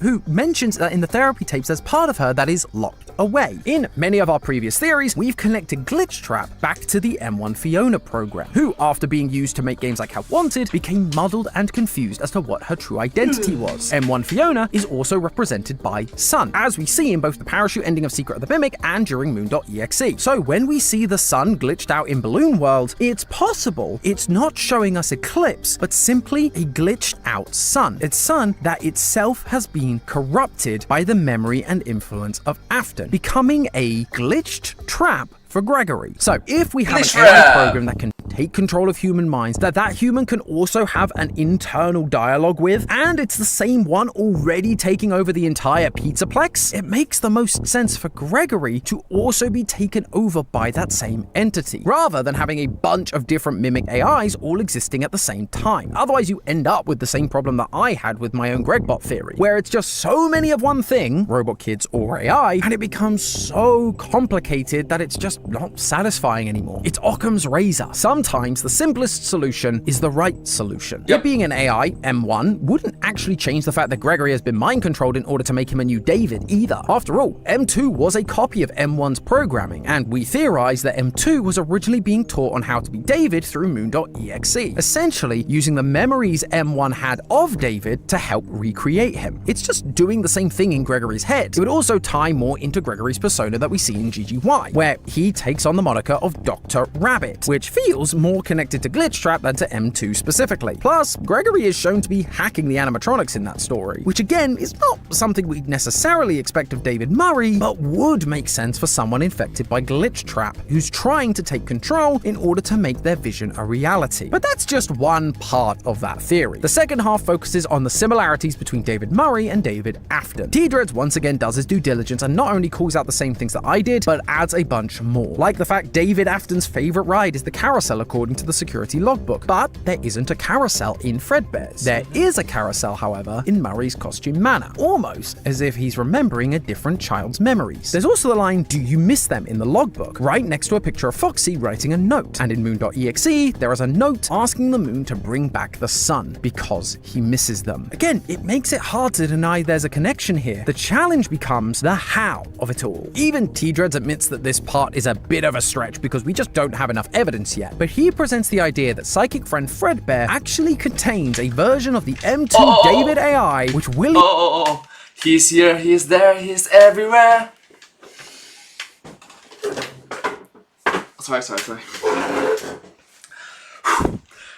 Who you gonna call? Second friend Fredbear. This is coming out. Gosh, this is just... Okay. You know what? Use my right ear. William uses to swap the mind of his son with David Murray. We see the mycelium men who contain mimic technology have the same black eyes with white dots. Glitchtrap resides in a spring Bonnie plush in order to swap minds with Vanessa, and this particular story structure is repeated all over the books, like The Week Before, Into the Pit, Gumdrop Angel, The Monty Within, but most prominently for this theory in a story called Lonely Freddy. A small Freddy asks a child questions to learn more about them in order to assume their identity, eventually swapping bodies with them. Ironically, this is almost identical to a theory we had many years ago. It's just now we understand why. M1 Fiona needs an animatronic genius like Edwin, and now, like Afton, to be able to rebuild her son. Afton is intrigued by these machines that feel alive, and so is willing to go along and plan so that he can study it. All of that makes so much sense, and again, lines up with the same motivations I presented. The main challenge I had with it was the timeline. In our original theory, and also in case and point, a lot of things checked out, but the time though. Dread's theory, it presents the questions that psychic friend Fredbear / the Lonely Freddy is asking are so it can learn stuff about David in order to steal his body and become David Murray once again. Except by the time we see him in the FNAF 4 minigames, he's already exhibiting signs that he is David Murray. He's wearing the same clothes, carrying the plushie around, he's scared of Foxy, has the same name. I suppose you could argue that these things are just things William conditioned him to do in order to make him susceptible to the mind transfer. But then, when does he take over? Is it after he gets bit, when he says, "I'll put you back together"? But then what happens to him after that? Why does he disappear from the story? And if it's before that moment, then it means Fredbear wouldn't have any need to ask those questions or be the M2 AI because he's already taken over David Afton's mind. Now, all of that being said, I do recognize that there's definitely evidence for the crying child being more like a human child than a robot one like I presented originally. After all, the key evidence that T-Dreads refers to, the security logbook, has two spirits talking to one another, the vengeful spirit Cassidy and the spirit of David. If the Fredbear plush was the M2 David Murray program, then David Afton's spirit would be present and able to attach itself to Fredbear in order to take control and then talk to Cassidy. Plus, in the logbook, we see David struggling with his memories, hence all the questions about favorite toys, rides, and even his name. Cassidy is trying to help him remember, maybe because his own memories had been suppressed for so long by M2, much like with Gregory and the therapy CDs, although we don't ever get the last name from that spirit. So I suppose there is a chance that this is really David Murray's spirit, trying to remember itself after years of wandering, kind of like we see happen to Jake in the Stitch Wraith stories. I mean, Cassidy is calling out that his favorite ride is the carousel, which, as T-Dreads points out, the crying child, David, wouldn't have ever witnessed. But we know that David Murray did. And all of this can be happening while M2 is walking around dressed like David Murray, now under the watchful eye of William Afton. And see, this is why I did the branching paths in that original theory to begin with, because it's important to explore all of the options. And I'm so glad to see other theorists exploring alternative ideas from the same evidence, while bringing... I also found that these two videos that he mentioned, these two videos are unlisted. So you have to purposefully click on those on a separate link, on the video that was linked down below. So yeah, I watched those as well. up new points that agree, but also counter my own. Every theory has its strengths and weaknesses, but just because we don't like one part of the theory doesn't mean we have to throw the animatronic baby out with the bathwater. I love the evidence surrounding Gregory's possession by the Mimic. We may differ on the specifics, but it solves one of the big problems I had with the Gregbot theory. Even if I don't believe that M1 is physically possessed by Fiona, it doesn't mean that I can't use parts of that theory to fill the gaps that I had with characters like Old Man Consequences or the Puppet. And I hope that both Gibby and T-Dreads are able to take some of the additions or counters that I've made and run with them to help develop their theories even further. The point is, by exploring all of the options, we can get a better sense of what's really going on. So let me know in the comments what you think. Do you think the answer is one of these alternative branching paths, or do you think it's some combination of them? All I ask is that you remember to be kind and patient with one another, because at the end of the day, it's all just a theory. A game theory! Thanks for watching. World premiere on Game Theory. Who caused the bite of 83? But hey, that's just a theory, a game theory. Thanks for watching. Okay, well in my case it's, but hey, that's just a theory, a game theory. Thanks for listening, because I got an earpiece here, in my ear. Okay, so anyways, hope you guys enjoyed. Subscribe, thank you. Yeah, my goodness. This is a long video from the game theorists. Okay, so it's a compilation of all the videos done. The one that did by the Style Theory, the one, Amy, room for improvement. The one did by this one is, to be honest with you, quite refreshing to watch. The one did by the film theorists, I've not watched it yet. I'm going to watch it later. Right now it's 11:19 AM. I'm going to take some break, rest up, and yeah, have my lunch. Hopefully before dinner I can complete the second one. Or I can eat dinner while doing the second one, the film theory one. It's 1 hour and 20 minutes. You know what? 2 hours. Plus my reaction, 2 hours. So anyways, hope you guys enjoyed. Right now it's 11:19 AM, 15th of January 2026. Thank you. Thank you so much.